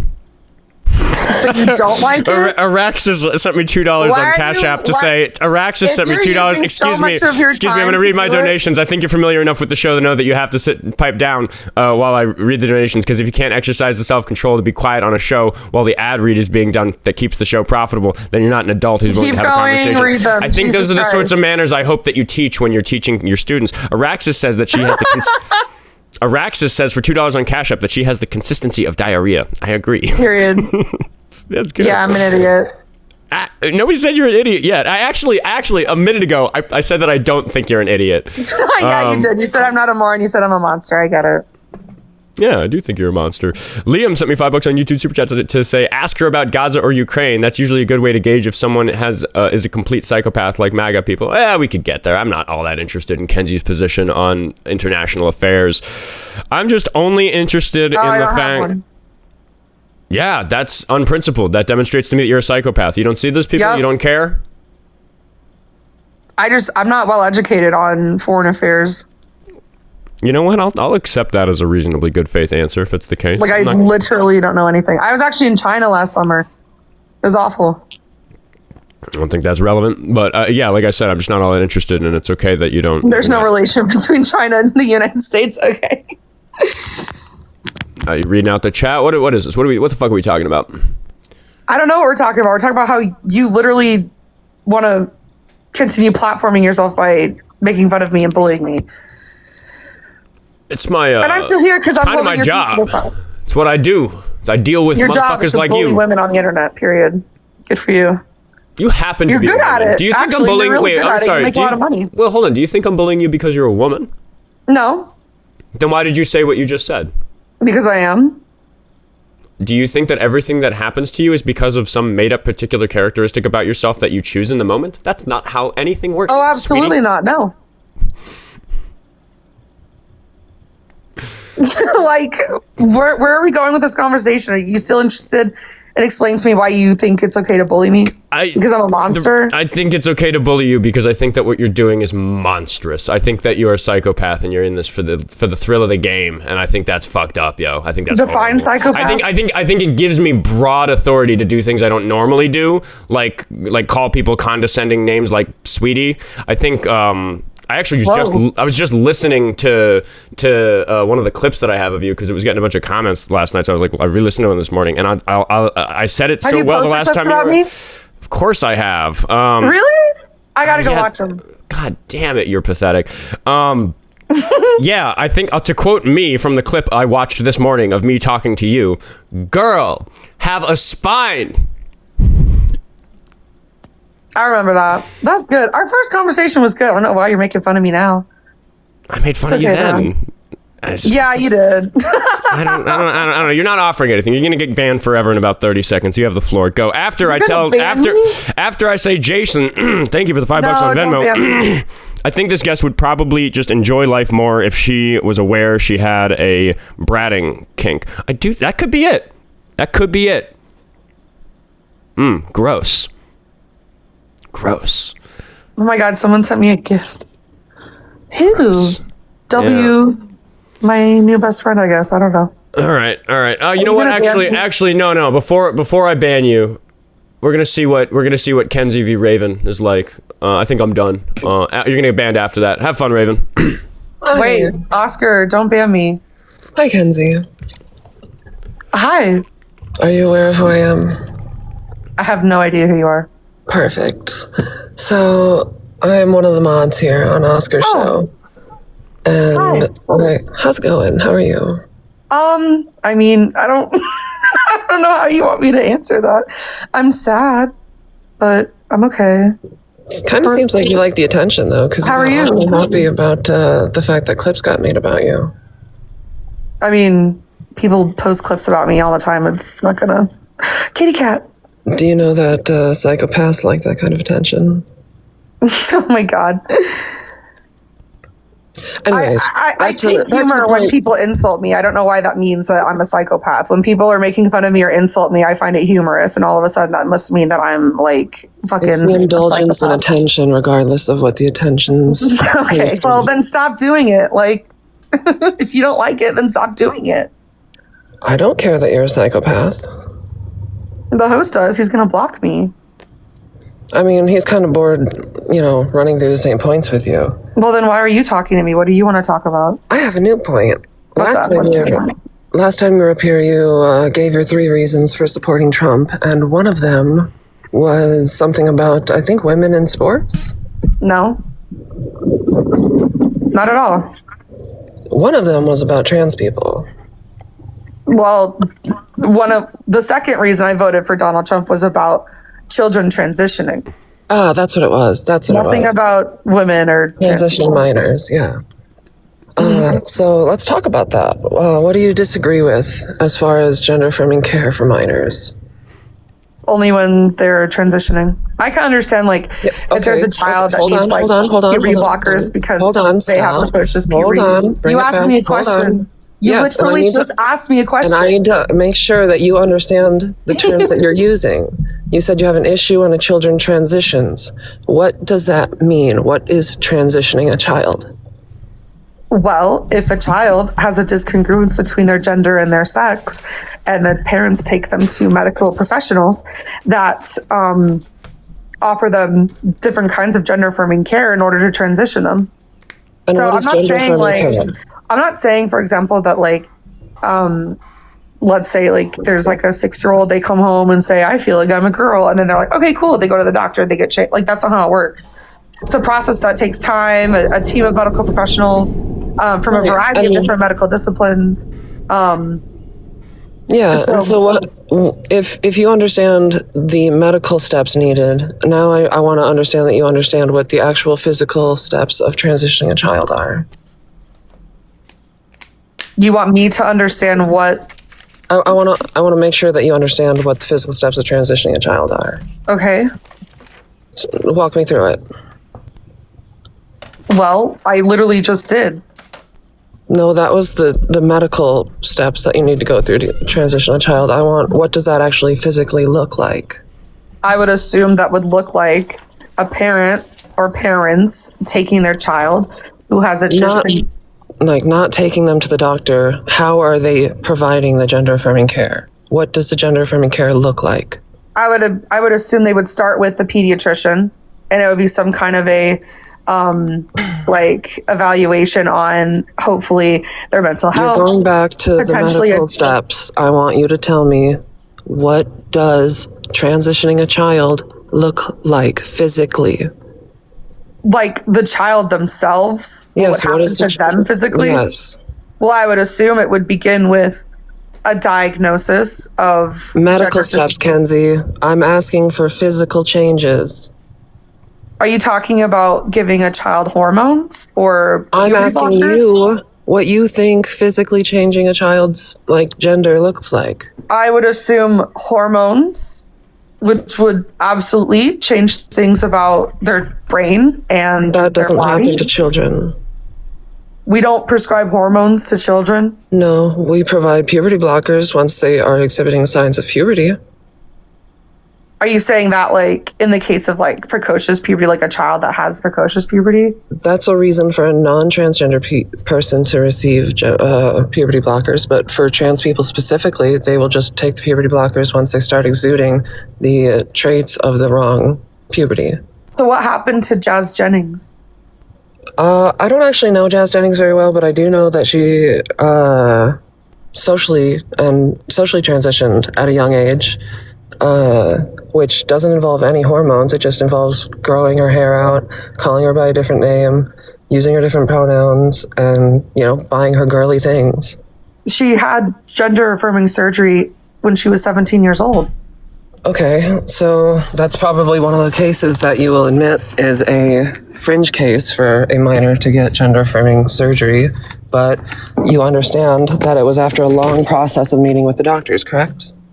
Right, which is what you asked me, which is I tried to explain, and then you keep saying no. I understand that in fringe cases... are you saying that never happens? No, I'm not saying. I'm literally explaining to you that in. Do you think it should happen? Kenzie, can I speak? Yes, I'm sorry. I'll stop interrupting. Thank you. You're in welcome. fringe cases, there is gender-affirming surgeries on minors, but it is in extreme cases where the child's going to essentially, stop being alive. And so it has to be done in order to fix that mental incongruency. That a child would self-unalive if they didn't receive this kind of care. Do you agree that surgery is better than that child? Of course, if a child was threatening to self-unalive and they needed something and then they got it, then of course. That is the standard that's being used currently. So what do you have a problem with? I just feel like we should try to preserve the process until they're older. I feel like it's harmful. We already are. To go, wait, I stopped interrupting you and then. You're making false claims. Okay, then prove them wrong. You don't believe that are you saying you have to be the one to prove that they are providing this? That's how proof works. I can't provide that something is not happening. I really just told you. She didn't receive hormones. She received puberty blockers, and then at 17, the doctors determined that she needed to have that surgery to save her life. There was not a life-saving procedure. That's not what she says. How can you claim that? Because that's literally not what she says. You're the one. You have to prove that it was life-saving for her. I would say you have to provide the proof that she claimed that. I can't. You're the one making the claim. I straight up said I don't know Jazz Jennings, so if you're going to make claims about her and what she says, you have to bring the proof. You made the claim that she had that procedure because she was going to I'm saying that's what the doctors use as a standard. So are you going to back up the claim that you just made? Sure, Jazz Jennings wasn't going to unalive herself, then yes, I'll take that back because I was speaking in general terms that the doctors use as a standard practice. Okay, yeah. So we can confirm that children, which we would agree, well, somebody in fringe cases are getting surgery sometimes, yeah. Mm-hmm. And I truly believe that we should. And why do you think that you should have an opinion on that? Please stop interrupting me. Like, I literally was interrupting you, and I said sorry, and I stopped. You weren't speaking when I started speaking. There is a delay, so you're just going to have to be... Raven, ma'am, you're literally interrupting me. You're crashing out, and I'm trying to explain to you that I didn't intend to interrupt you. There is literally a delay. You're asking me questions, and you're uninterested in the answers. So if you would stop interrupting me, claims and not providing I'm not making false claims. Actually, you were making false claims that I just proved you wrong about. Because you cannot provide evidence that Jazz Jennings was going to self-unalive. Can you provide the evidence that she says she didn't need it? Because I can't provide proof of a negative. Obviously, she received it, so she needed it. Do you understand? I cannot physically provide proof of a negative. That's not how proof works. Proof works when you say something and you can back it up. You said that it was because she was going to self-unalive. That's what the standard practice doctors uses is. I agree with you. If I said that's what Jazz was going to do, then I did already take that back again. Already, I'll take it back again because you can't hear. I can hear. You don't have to be insulting. That's what Oskar does. I already had taken it back, and you're still crashing out about it. I'm not crashing out. In my own defense, Kenzie, I'd like to point. If y'all think I'm crashing out, this is ridiculous. Kenzie, I really hope you know, because I think you do know me pretty well. I think you've listened to my show plenty, and I think you know that if I'm being mean to somebody, they fucking deserve it.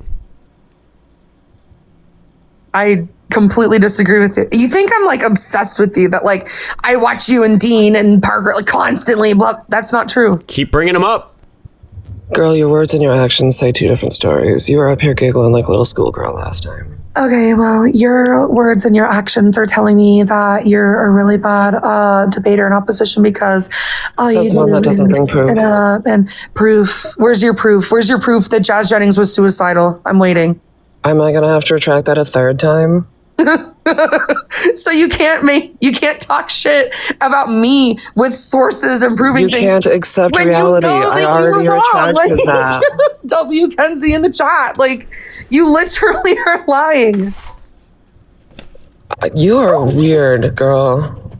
You have a problem with accepting reality, and it is on full display. You done, Raven?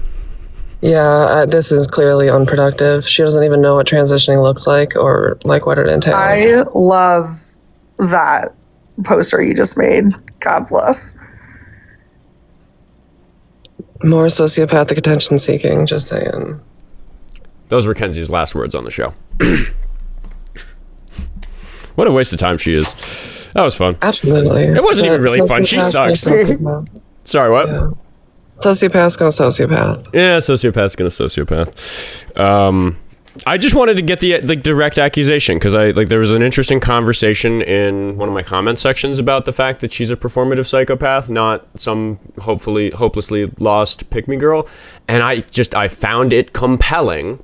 So I wanted to address that with her and then kick her off the show for being disingenuous. Because the one thing that really gets you a ban on my show is just being so disingenuous that even if we spend hours and hours and hours talking to you, we don't develop the clear picture of what your worldview is because it's inconsistent and fucking disingenuous, which means that it's like the goldfish effect. Like every time she calls in, we start fresh because nothing she's ever said in the past matters. Nothing she says about this applies to that. It's just not good radio.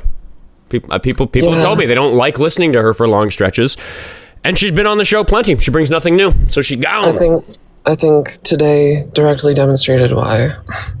Yeah, I mean, I gave her the direct accusation. We talked about that, and then she had a chance to demonstrate that she was going to operate at all genuinely by talking to you, and she failed. So right, and then she was so stuck on the fact that I may have misspoken. Chat's telling me that I didn't, but I was willing to take that L if it meant we could move on, but she could not move on. Well, that's the sort of thing she'll do. She'll get like the most tiny concession, like, oh, I misspoke. And then for 15 minutes, that's all she can focus on. I was right about something. The host was wrong, blah, blah, blah. And it's just like, nobody cares. I'm wrong all the time on the show. There are times where it happened just the other day. Confidently incorrect about something. Chat blows up. Discord blows up. I go, whoop, hold on, everybody. Looks like I'm wrong.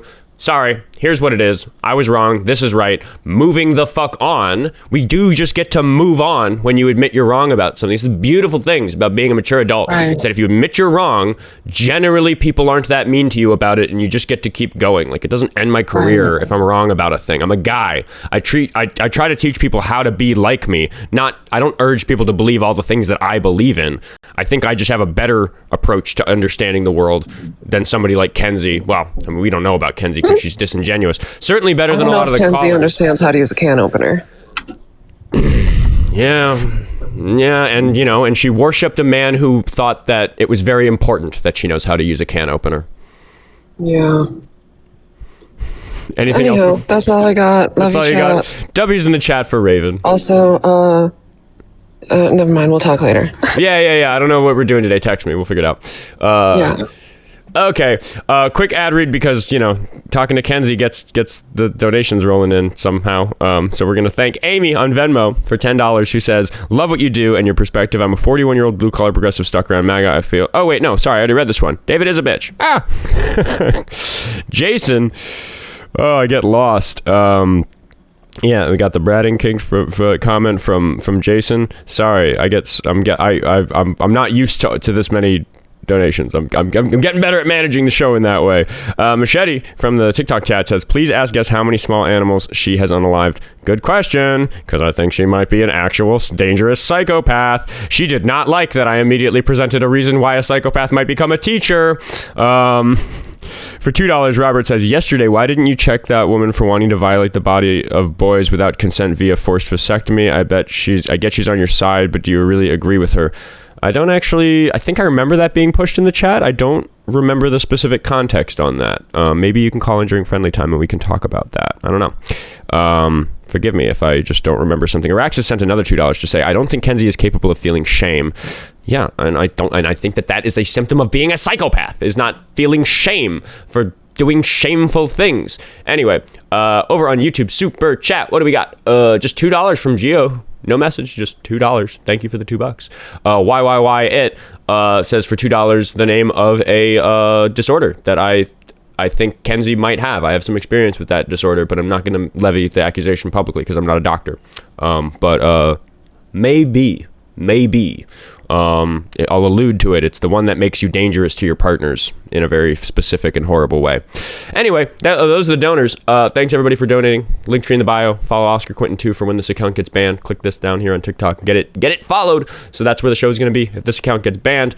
Donations and all that stuff. We're gonna talk to IowaGolfer. I don't know if this is going to be a debate or just a friendly chat, because he's kind of a friend of the show, but he's like opposition. Interesting world IowaGolfer straddles on the Oskar Quentin show, because he's like the only proper opposition that I actually consider like a friend of the show.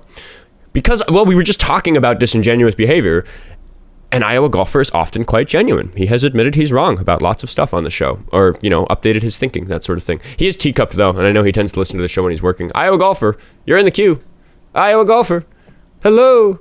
Hello, IowaGolfer. Oh, still muted. No longer teacupped. Are you there? All right, I'm going to mute IowaGolfer for now. And we're going to talk to McFly so we can get another debate going, if that's what needs to happen. McFly. McFly. How old are you? Hey, how are you doing today? Doing all right. How old are you? 43. 43. Are you a Trump supporter? Yeah. Yes, sir. Why on earth? For many reasons. I talked to you the other day. We were talking about Iran. Okay, what about Iran? I don't remember. Oh, we had the whole ballistic missile and all that good stuff. Oh, yeah. I was wrong about ballistic missiles, and the Discord in the chat corrected me. I was just talking about that. What are we talking about today? Oh, I was seeing maybe we could find some common ground. What are your thoughts on term limits for Congress? Yeah. I think that we need some shorter term limits. I think that we have some seriously aging senators who...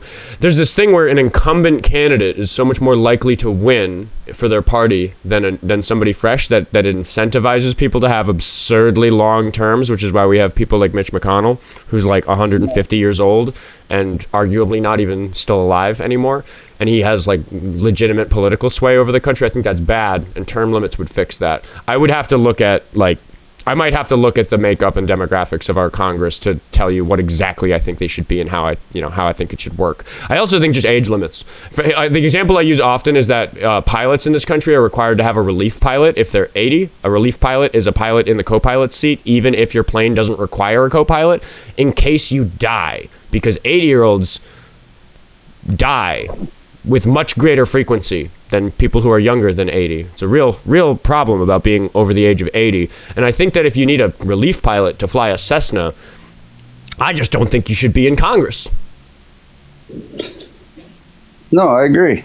So what you could go two way. I guess you go two way, age limits or either way. Both address a similar problem in different ways. And like I said, to come up with exact rules, I'd probably want to look at the demographics and see what I think. I would want to look at the effect that those rules would have on the current population of Congress, and then make an assessment about whether or not that's reasonable. And I'm not even talking about left and right. I want to get rid of all the old people. I'm just trying to not do it in a way that's super catastrophic and gets rid of like a third of our sitting elected officials, because that would be catastrophic and unstable. And things that are catastrophic and unstable are bad for both sides. So, yeah, definitely. No, I think the simplest solution would be just to pass an amendment or whatever, kind of like they did for the president, and apply for the House, say 12-year year limit, Senate 18-year limit. That would kind of... I'm not going to co-sign it specifically because I've got a big enough following that it means a lot for me to co-sign something, but something like 12 years sounds like the right neighborhood to me. Yeah, a small two-digit number of years. Senate 18 years for Senate. It's like sure. You know what I mean? Okay, I mean, again, I don't think it's worth our time to sit and have like a specific conversation about exactly what this term limits would be. Sounds like you and me agree about the general nature of the problem and the types of solutions we should have for it. Is that accurate? So what about voter ID? Oh, yeah. I think, are we talking about the SAVE Act? Well, I mean, That's current events, I guess. I'm not 100%. We can talk about the SAVE Act. I don't think the SAVE Act is good. I think that whatever benefit there is to preventing voter fraud is like minuscule and negligible. And when I say negligible, I'm actually meaning something very technical, which is that I think that whatever incident of voter fraud there is, even organizations as right-leaning as the Heritage Foundation agree that it's astoundingly rare. It's something like a handful of cases, tens of cases or hundreds of cases in an election that serves 150 million some odd people. Those are really good numbers. That's a very impressive rate of voter fraud. And if we create a bunch of voter disenfranchisement by having people scramble to get their documents in order to be able to vote, I think that that's bad. And I would also point out that the specific type of voter disenfranchisement that would be caused by the SAVE Act disproportionately affects women and poor people, which means that it's disproportionately going to affect people who are going to vote blue. I think that this is a direct attack on democracy. I think that they're trying to have the red team win with this policy. I don't think that they're trying to defend democracy. Okay, so what in life do you need an ID for? There are a lot of people bring me examples like when you go to the bank, you need a whole mess of documents for them to be sure that you're setting up a bank account legitimately and all that stuff. And I always respond by saying I'm not interested in an example that involves what? Just go with a driver's license. For what? What do you got to do to get a driver's license? How do you prove you are who you are with a driver's license? You have to provide. Specifically, my point is that there are a lot of situations where you have to prove that you're a citizen. And the reason that you have to prove that you're a citizen is because the entity that you're proving it to doesn't know that you're a citizen. The bank doesn't know you. It's a private organization. They don't have access to government records. Whereas when you register to vote, all you have to do is prove you are who you say you are because the government knows if you're a citizen. And your application will be rejected if you're not and you don't have voting rights, or if you don't have voting rights for some other reason. So there's just no need for an additional step because the government knows who the citizens are. That's the whole point of citizens. They are documented. So do you consider voting one of our most important constitutional responsibilities as citizens, right? I like to refer to it as a civic duty. Yeah, I think it's really important. It's really important. Everyone should vote, right? No, I don't think everybody should vote. I think more people should vote. So you don't think everybody should vote, but more people should. So who shouldn't vote? I often abstain from votes. I run a team of people both on this show and a different show that I produce that has nothing to do with my online presence, where the team will bring me something and they'll say, we're voting on this decision, and I'll look at it and I'll go, oh my gosh, I haven't been on the meetings for this. I didn't read the memos. Yeah, I abstain. You guys go on without me. I don't think I'm educated enough for my vote to be valuable here. Voting, yes, is a right. Driving is a privilege. I know this. Anyways, eyes up here, buddy. You're talking to me, not the chat. Yeah, I know. It's just annoying. But anyways, continue on. I was done. Were you listening? No, obviously not. I gave examples in my life of systems in teams that I work on where we use voting, and I often abstain from votes because I have a leadership position in both these roles. So I'm often so busy that I don't actually see the day-to-day minutia of what's being managed. So I abstain from the votes because I consider myself so uneducated on the discussion around them that my vote is just random noise. I shouldn't vote. So I think that some people should recognize that if they don't understand politics, they don't understand civics, if they don't understand maybe some basic math, I think people can make a decision and say, I don't think voting's for me. Controversial opinion, I just said. I don't think I've said that out loud on this show. Maybe it'll bother some people. We'll see. But yeah, I think that I can think of certain callers who I hope don't vote because they can't add two-digit numbers together. And I think if you can't add a two-digit number to a two-digit number, you're probably not good at picking politicians. Well, but I think we should urge people to engage with politics and get educated and vote. But I think that not everybody's going to succeed at all of those steps. Would you support a current event questionnaire or something to register to vote? You got to show you at least understand current events to be able to vote. I think that there's value in that because it would incentivize people to get caught up with current events, which is good. That's a pro. But I also look at the cons, which is that it would disenfranchise people who are less educated and less wealthy, who don't have the time and space and resources to get educated in that way. And I'm so averse to voter disenfranchisement that what little benefit there would be of requiring that sort of civics education to vote isn't worth it. You're saying that you don't think everybody should vote, but at the same time, so how would you differentiate the two groups? I think that stupid people voting is a problem, but I think that stopping people from voting because they're stupid is a bigger problem than stupid people voting. So we should educate them then. Yeah, we should fix the education system so that in a few years there are fewer stupid people voting. I think we should go bottom up. Instead, it's a top-down solution to like say you have to pass this test to vote. You have to do this. We have to do this thing. Whereas we could just put more money into the education system, and that would help the problem in a meaningful way. In addition to the fact that then those people, in addition to be better at voting, they'd be better at their jobs. They'd be better at their relationships. They'd be better at living their lives. Let's talk about the education system a little bit, because I agree there that the education system definitely needs a revamp. So, are you familiar with tenure? The concept of tenure? Yeah. Do you know why it was implemented? In politics? What are you talking about? So, when you know that, during Vietnam we had the draft, right? So they didn't want teachers drafted to the war in Vietnam. Okay, so I was going to say I'm an educator. Tenure brings up education for me. We are talking about tenure and education. Tenure was made for teachers to not be drafted. We didn't want our educators going to war and dying, right? Do you think we no longer have a draft, right? No, we still have the draft.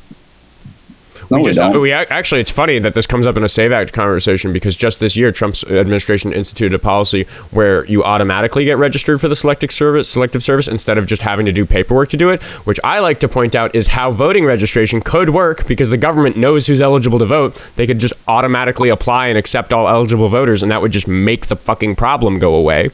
But we don't. For some reason, we do that for the draft. Okay.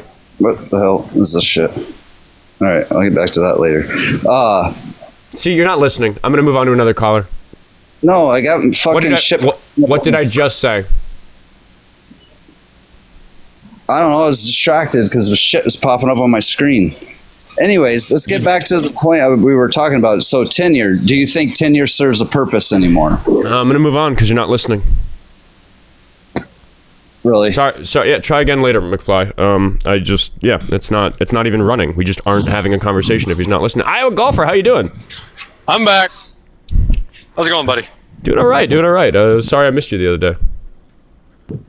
No, you're good. I was supposed to stay until later yesterday afternoon, but we have a big golf tournament at the home course this week, or today and tomorrow, so they moved our league night from tonight to yesterday, so we had to get back.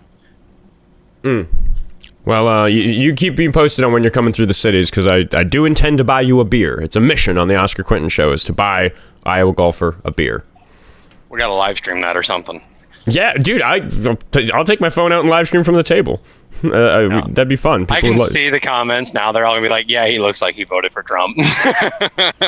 I don't know, man. Was that you telling on yourself? You busted? What's going on? I'm just like, I'm the whitest dude ever with a goatee. Look at who you're talking. Okay, I don't have facial hair, but look at who you're talking to. Yeah. Come on. Yeah, no, I'm the whitest. I'm like 6'2". Used to weigh like 350 pounds. What did I get? I think I was like 330 at my biggest. That's down crazy. To, what, 220, I think now. Well, congrats on that. W's in the chat for IowaGolfer for turning that around. That's what I should have done. You don't have fucking to hard. It's hard work though, dude. I should have done. I am a person who's stayed fit my entire life instead of getting fit. I don't know what it's like. I've heard getting fit is way fucking harder than staying fit. So congratulations, dude. You got over the hump. I'm far from fit, but I'm better than I was. Let me glaze you. What are you doing? Come on, buddy. All right. Anyway, going back to what you just said to that guy about doing the just automatically registering people for the selective service. Yeah. Automatically having people apply. I like that idea. I think that's a good idea. So you cut off. Were you saying that were you agreeing that we should also do it for voter registration? Yeah, that's an awesome idea. Just send people a voter registration card. Yeah, you and I have argued about the SAVE Act before because you are concerned about that fraud rate. Yeah. But I'm glad that you can see that the whole problem is stupid. We could just fucking by default make everybody who's eligible registered, and that would, like, you might have to update your address. Like, part of voter registration is that when you move, it changes what your ballot is, right? Like, I've lived in the Twin Cities metro for 10 years, but I haven't lived always in Minneapolis. District, yeah. I've lived in St. Paul, so yeah, you got to update your address, and then there is concern about like how to like make sure that somebody's in the right district. So there's like reasons for that, but for most people don't move every year. So we could just say, assuming your address hasn't changed, assuming this is going to be your polling place, like we could register. I guess we'd have to do math on whether or not that would would be an issue in terms of people ending up being registered in the wrong place. So that's maybe a counter argument to my own thing. I just think it'd be so beneficial to get everybody registered who is eligible to vote. And I think that somebody being registered in the wrong district and maybe like voting for the wrong congressional candidate because they lived in this place last year versus this year, that's a problem. But that's not the same as somebody who's not eligible to vote at all voting. So we'd have to figure it out. It's all very complicated. Sure. But I think that'd be a better approach. Like that. Yeah, that is I'd say I've never heard you bring that idea up, and I find myself now if we could do something like that instead of the SAVE Act, I'd be like, yeah, fine, dump the SAVE Act, let's do this. Chat's pointing out that it would be a little hard because it is poor people who move more frequently. That's accurate. And then there's somebody's bringing up unhoused individuals, so there'd be some problems to address with it. But the idea is that what I'm pointing out is that for the vast majority of people, voter registration could be very straightforward.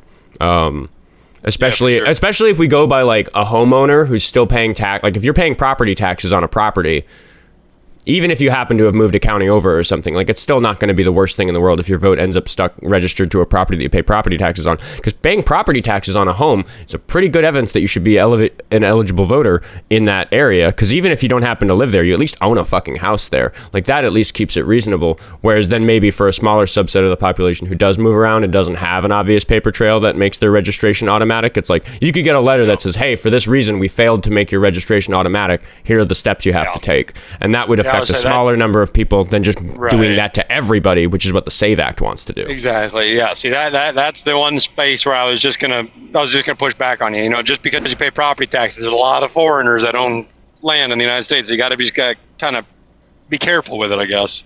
Sure. But I'm not going to argue. But the government still knows if you're a foreigner. No. The government. That's one of the things the government still knows about you, whether or not you're a foreigner. So if it's property taxes, I'm not saying property taxes are enough. I'm saying, here's a citizen. They pay property taxes on one domicile here at this address. Automatic registration, and if you need to update to the government, maybe then you need to go to the DMV or whatever you need to go do and go prove it. It's just that for a lot of people that would work. Right. Yeah. Yeah, I agree with that. As an aside point, somebody in the chat says that Election Day should be a holiday. I've been saying that since I was a kid. It is absurd that people have to work on Election Day. We have holidays for a bunch of stuff where it's like, what's the purpose of this holiday? Oh, we fucking hang out and like do barbecues and, drink beer. Like, what's the 4th of July? How is the 4th of July a day off of work? But fucking voting day isn't. That very much bothers me. That also disenfranchises poor people. I am a person who has skipped voting because I had to work. And that sucks. That's shitty. Not in like 10 years, but that did happen. Yeah. Yeah. I know that there's some things that you and I like really categorically disagree on, IowaGolfer, but there's a degree to which I feel like you're reasonable enough that like you're really off put by voter fraud. But it is interesting to me that you hear maybe a better solution than all of the solutions we've discussed in the past, and you are willing to jump ship on the SAVE Act and say that this would be better. And that to me is a demonstration that you are not a disingenuous caller. I do think that you're here to just figure this shit out with me. Yeah. Like I said, dude, I'm just being straight up here. If me and you were to just like meet up and hang out, I wouldn't care about your politics. You wouldn't care about mine. I don't think we'd just hang out and we'd have a good time, dude. Now I have this situation where people in my real life are starting to argue politics with me in the bar, and I'm like, dude, I am off the clock. Leave me alone. Yeah, I was gonna say. I got into an argument with a person in real life last night, and I ended it by saying, call into my show, and I walked away. Yeah. Just like fucking just hang out, have a beer, pull out the guitars, and just jam out for a little bit, just hang out. Yeah, most people in my life have been respectful, even if they know what I'm doing. Because I hang out in the comedy space in Minneapolis a lot, and it is a bunch of deplorable people who use the free speech platform that is the comedy space to say the N-word as a white person or do whatever other controversial thing. These are people who say, like, with love, that I'm the Charlie Kirk of the left because they have a really small worldview about this debate space, and I'm kind of like, not a compliment to say I'm a person who was assassinated, first of all, and then also like your only reference for political commentary is Charlie Kirk, so like that's your perspective on it. But it's also a scene full of grifters. There are people who hate my politics, who are proud of me and happy that I'm successful, and I know that you're kind of one of them, but you and I aren't actually all that different. We agree that life should be easy for people and that the country should be a safe place. Like, we agree on some core values, but there are people who fucking hate my guts, who are fist bumping me because they think I'm a grifter who's succeeding, and it's like, fuck you for congratulating me for the wrong reason. Very gross. Yeah, no, the thing is that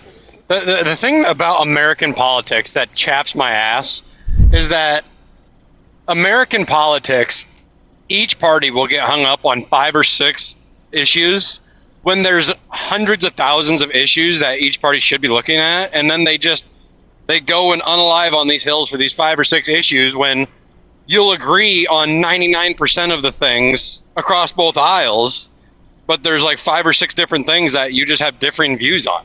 Like, I think me and you would agree on way more than we would ever disagree on. I think most Americans are like that. Yeah, but like you said, you get the grifters and stuff like that. But I think even MAGA Americans.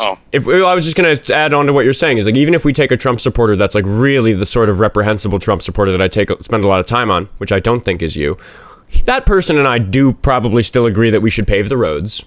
Does probably still agree that we should have the schools open for free. Does probably still agree on like most of how society functions. We're just always working on this cutting edge of like, what's next? What do we fix now? And our priorities differ there. And there's been regression where I think the amount of stuff that people disagree on has grown. And that's what this partisan thing is causing. These small wedge issues have become really, really big and important to people.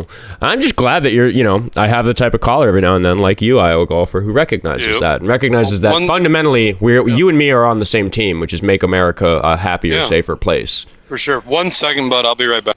Sure thing. I'll take a moment to say if you're enjoying this kind of bizarre episode of the show where we're all over the place today, sometimes it's more direct, sometimes it's not. You can go to linktree in my bio and follow me on the other platforms, including just click down here if you're watching on TikTok. Oskar Quentin too. It's the backup account. You should follow that. And you can send some donations because Jesse sent me $20 on Venmo to say just because, and then a bunch of hand hearts. Thank you, Jesse. Jesse with 1 E on the end. W's in the chat for Jesse. Thank you very much. Do I have any YouTube super chats to read? Sorry for ignoring the chats today. I've been paying even less attention than I normally do. I've just been super stuck on the calls today. Nothing new over on YouTube super chat. Thank you for waiting, IowaGolfer. You're good, bud. I'm in your world. I'm just living in it. You respect the hustle. Yep, I hear you, man. Yeah. Yeah, man. I was so upset yesterday because we were sitting there and we got up Wednesday night or Wednesday afternoon, and we had a meeting Wednesday night. And then we had like I booked our tea time at 7 a.m. at TPC. And I was like, all right, this is going to work perfect. I'm going to get done at like noon. We're going to go eat, and then we're going to go see Oscar. And then my buddy's like, yeah, we got to get back. I was like, what do you mean we got to get back? He goes, we have league tonight. And I go, God damn it. I was like, okay, whatever. Next time. I know. Do you have a topic to get into, or should I get one more call in before the end of the day? You lead the way. I'll just play into it, or if you want to bring somebody else in, it doesn't matter to me. Whatever's better for your algorithm, man. I'll let you down for today, but I know we'll talk soon, and I do hope to buy you that beer. Oh, dude, we're gonna get together. I guarantee it. I promise you. Soon. Like I said, my wife's got a best friend too that lives up in St. Cloud. So if we get up there, we usually get up there about 4 or 5 times a year. And before I let you go, I'll say congratulations again on the baby. I hope the baby's happy. Oh, thanks, bud. Yep, everything's going good. Baby's good. Mama's good. Big sister's doing good, so everything's great.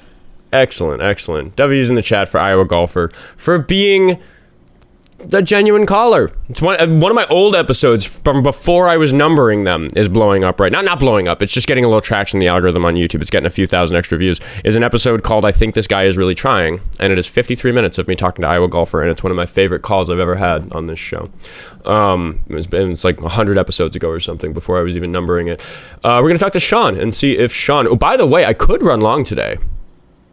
Numbers are suggesting it'd be a waste of time, kind of weak stream. But maybe if we have a good conversation with Shawn, perhaps I will run long because I don't have anything strict for the rest of the day. Shawn, how old are you? Yo, hey, I'm 44. 44. Are you a Trump supporter? Old as shit. No, I'm not a Trump supporter. I'm a friendly, but I'll give you a few minutes. We're wrapping up here. I was the hot take yesterday on the vegetarian thing. And I don't necessarily want to go down that road today because I don't feel like that's kind of the path that your live is taken, and I don't want to disrupt that. Do you go live on the weekends? I do 10 to 12 Central Time every single day. So you'll know where to find me. Yeah. Yeah. Maybe I could hit you up tomorrow. Maybe that would feel better. Or I want to be respectful of your life and bring it up when it makes sense. Not, you know what, man? I so appreciate you, but at the end of the day, the caller really does not have to be respectful of the live. I've shown that doesn't really fucking matter. In fact, sometimes it's good for the algorithm if the caller isn't respectful of the live. But it sounds like you want to have a friendly debate about vegetarianism or veganism, something like that. Yeah, well, I mean, it just rubbed me wrong. If I hear ethical vegetarian, it's kind of like, that's the antithesis of like what ethics are. And I think a lot of people don't know how much vegetarianism is actually almost supporting the worst side of the industry, because dairy and eggs, I mean, we can go down the road of how unethical that actually is. I'll move on for today, because I actually want to. I want us to have longer to discuss that, because I'm not. I used the phrase ethical vegetarian the other day. I'm not going to die on that hill, and I'm so open to hearing your thoughts on it, because I have some conflict about vegetarianism in my own ethics. So we'll get on to that another day. But thanks for hopping. Let's do it another day. All right, cool. Hey, have a great day. W's in the chat for Shawn for respecting the stream, because not a lot of the callers do. Like David at the beginning of today's episode, he did not respect the stream. I'm going to talk to Andrea Hershberger. Hello, how old are you? I am 41. 41. Are you a Trump supporter?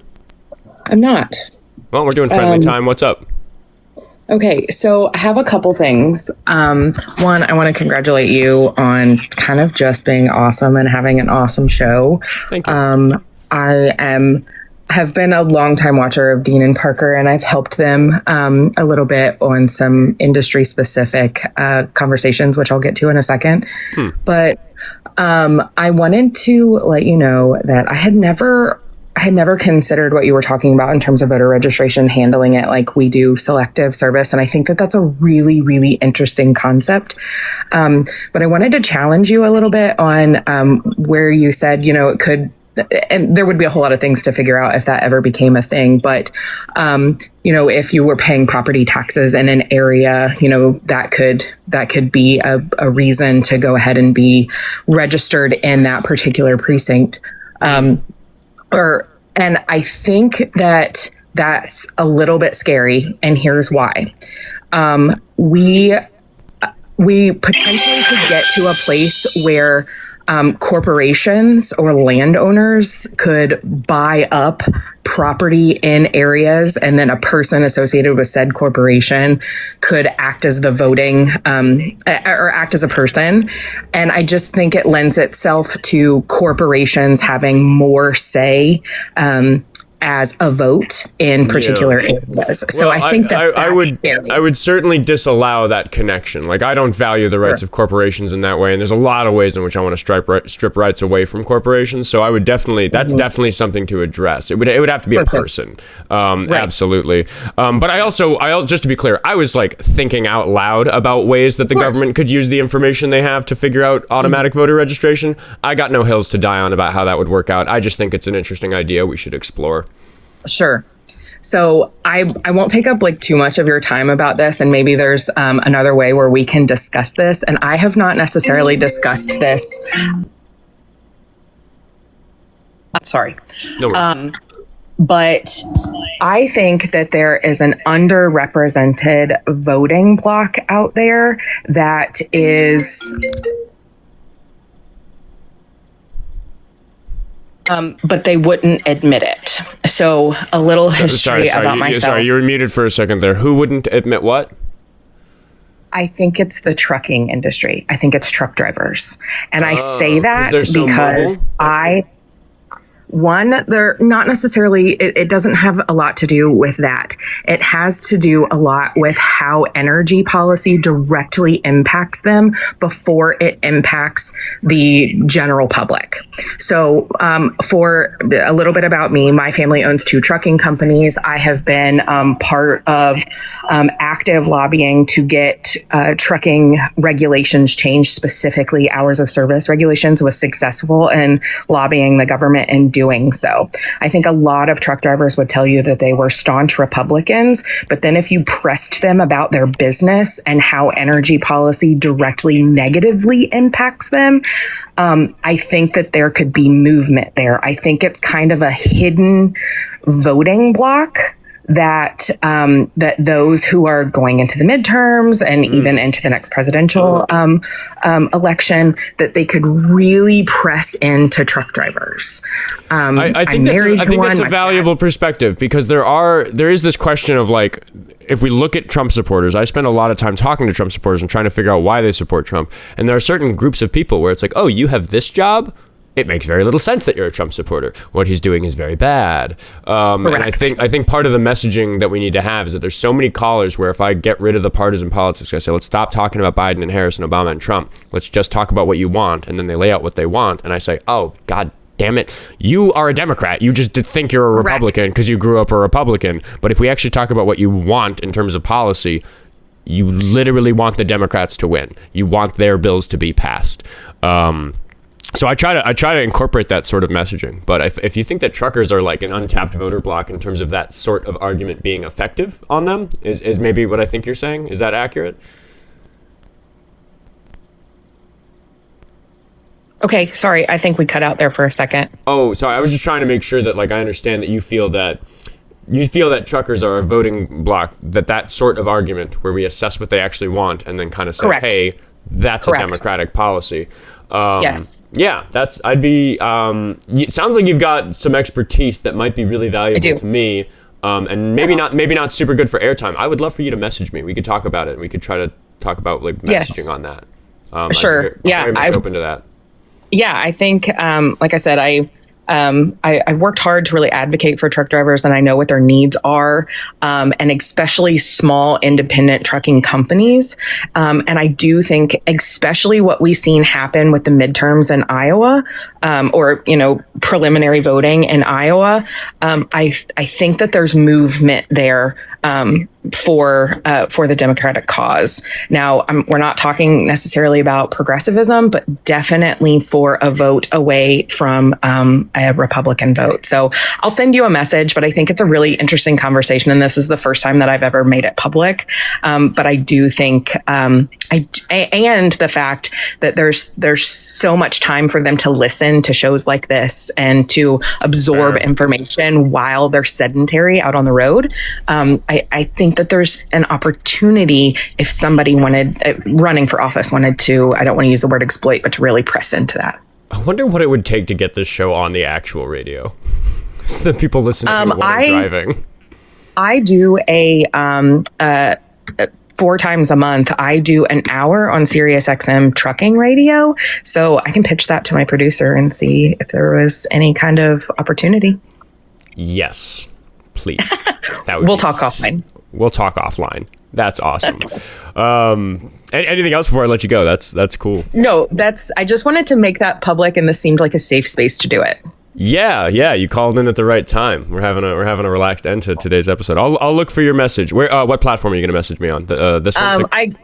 TikTok is probably the best way. Okay, but I'll go ahead and send you a message. Yeah, absolutely. Oh, here, let me drop you a follow before I disconnect you, just so it gets pushed to the top of my inbox. Sure. Yeah, that's interesting. I'm trying to like be serious about this. I'm trying to not just be some TikTok streamer, which is like I have an actual politician coming on my evening show, 7 p.m. on Sunday, to talk about the 6th congressional district in Minnesota, which is like a more serious version of this show. So I am looking for opportunities to broaden from this. I've been talking this episode about how I've hired some employees to help run the show, and that very much changes the nature of what I'm doing, sitting here in my tiny studio apartment, talking to people on the internet. I'm trying to take myself seriously as a political commentator by talking to more than the likes of Kenzie and David. You're doing a great job. I appreciate these hours every morning. So appreciate you hopping up. We'll talk offline. Yeah. All right. Yeah. Thanks. See you. Bye. W's in the chat for Andrea. Holy cow. Do we try to get one more in? What do we got? No, I think I'm just going to invite Raven up to chat for a minute. Because I will advertise to everybody the Sunday show, 7 p.m. on YouTube only, because I am not interested in trying to have clear and serious, real talk about what's going on in politics in America with an actual politician on TikTok because of the censorship. So that's YouTube only stream, and the members only stream is after that. How are we doing, Raven? You are muted, Raven. Doing good. Hi, sorry. No worries. So while you're talking to IowaGolfer, you mentioned your little tiff at the bar last night. Oh, yeah. And I was hoping to let you know that he actually does want to come on the stream. Yeah, I meant it. I'd have him. Yeah, totally. And I'm interested to see how that conversation goes, because my views on this is I see a lot of myself from when I was 27 in him. And, you know, he's just kind of a piece of shit, just to be a piece of shit. That describes the person we're talking about reasonably. I think the reason in particular that I dropped that burn of saying call into my show and then walked away from him at the bar is because I know that I've observed a lot of his drama. For a little bit of background for people watching, I'm involved in the comedy scene in Minneapolis, so there's a lot of people in the scene who I spend time watching. I see their sets, I see what they talk about, I am aware of the dramas because I'm friends with lots of people in the bar. I stay out of dramas in the scene. I don't date in the scene generally, so like I stay out of a lot of the dramas. So I'm just aware, you know, people whisper things in my ear. I'm the producer on a few shows. I know what's going on, and from observing this guy for like a year, I think he's problematic. And I think that one of his strategies is that because there's not recordings of all these random conversations that happen in bar patios, he always has the benefit of doubt about how the conversation went, and he mischaracterizes them. I think that's his strategy, which is why if I'm going to have a conversation with him, it's going to be recorded and broadcast to the internet so that he can't lie about it. That's specifically why I'm not interested in talking to him on the patio. I'm only interested in talking to him with the cameras rolling. Totally. And just for chat, I'd like to give a little background about like what even started this. This guy has made some pretty reprehensible comments, and his jokes are definitely in the punching down category sometimes. And so he was asking somebody near me, like, what do you think about my comedy? And so I kind of was a little bit of a cheeky asshole. And I was like, I think your jokes would be a lot better if you didn't punch down in them. And that... It's a comedy bar. That's an appropriate way to chime in. Right. And hello, so Law. I see you in the chat, by the way. Law came and had a beer last night. I got to shake his hand. So wonderful meeting, Law. W's in the chat for Law, and Michael Unmuted, who also popped by. But yeah, so we had a pretty heated discussion there at the bar table, and it was a little unproductive. And he was your typical chud, you know, dude. And then I ended up leaving the conversation just because it was unproductive. And then he came out to the bar or the patio about 20 minutes later and apologized for how he acted, said, I'm sorry that I hurt you. I'd really like to understand how I hurt you and how my jokes have hurt you. And so he seemed generally interested in learning and having a discussion if I was able to give him the room and space to grow. And so I'm interested to see how he handles that with you, because I know you guys have a little bit more of a history. I do think, well, he admits that he struggles with emotional responses. So if he gets baited, I think it would get derailed. Yeah, I'm happy to have the conversation. You know, I just didn't engage with it much because I've just seen a lot of people engage with him, and it's just never seems productive. I mean, and then the thing I would say to you with what I know about him just from observing him for longer is that very similar accusations as I would levy against Kenzie. I think that he is. I worry that he's categorically unprincipled, which means that in the moment, if it's beneficial for him to really play that part of being open and honest and wanting to reflection, yeah, I worry that that's not genuine. That's an abuse tactic. I've seen that sort of thing before. So if that ends up being what this is, I think you're going to do a great job at finding that. And I won't be offended that I spent 2 hours talking to some chud trying to get him to be a little more human. 2 hours talking to chuds? Who could ever do such a thing? Who does that? Inconceivable. Who would ever have the patience to do that even once? It was face to face. The chat is like freaking out. Yeah, Raven's an IRL person. We met in person, and then they found the show through knowing me. That was Raven. There's a subset of the moderators and the team on the Discord who are actually people who I know in real life. And yesterday, Law of the Wild became one of them because got to say hi. It's about to be me sitting at that desk in about 20 minutes. Yes, something like that. Well, I'll give you a call once I hit stop recording and we can plan. Because I guess I can just tell people, right? I haven't been identifying the employees. You are one of the employees. Oh yeah, hi, it's me. Hello. Raven now works for the Oskar Quentin show, as does Jesse S. Those are the two employees. But anyway, we're formalizing some of the ways in which the show for months now. Oh, look at this. We're gonna have a production meeting right here in front of everybody. We have the two paid employees of the show. For a long time, the show has become bigger than me in the sense that I cannot do it by myself. That's true just because of the moderators who keep their eye on the chat. Like, I don't get banned anymore because they're so on top of that. Fucking W mods. And then there's people like Law of the Wild who are leveraging their own expertise and platform to help me along the way. There's like a lot of people who work on this happening, but it's getting to the point where it's a little unacceptable for me to expect a bunch of this work to get done every day just because people are so nice and donate their time to me. So I'm formalizing it by, the show makes money. I'm sharing that money with the two people who are on the call right now so that we as a team can make sure that these episodes get pushed. The goal is to get the VODs out by 5 o'clock every day on YouTube because I retreat the audio and the video so that they're nicer quality to live on the internet forever. How you doing, Jesse? Oh, I'm good. Long time listener, first time caller. Fuck you, Jesse.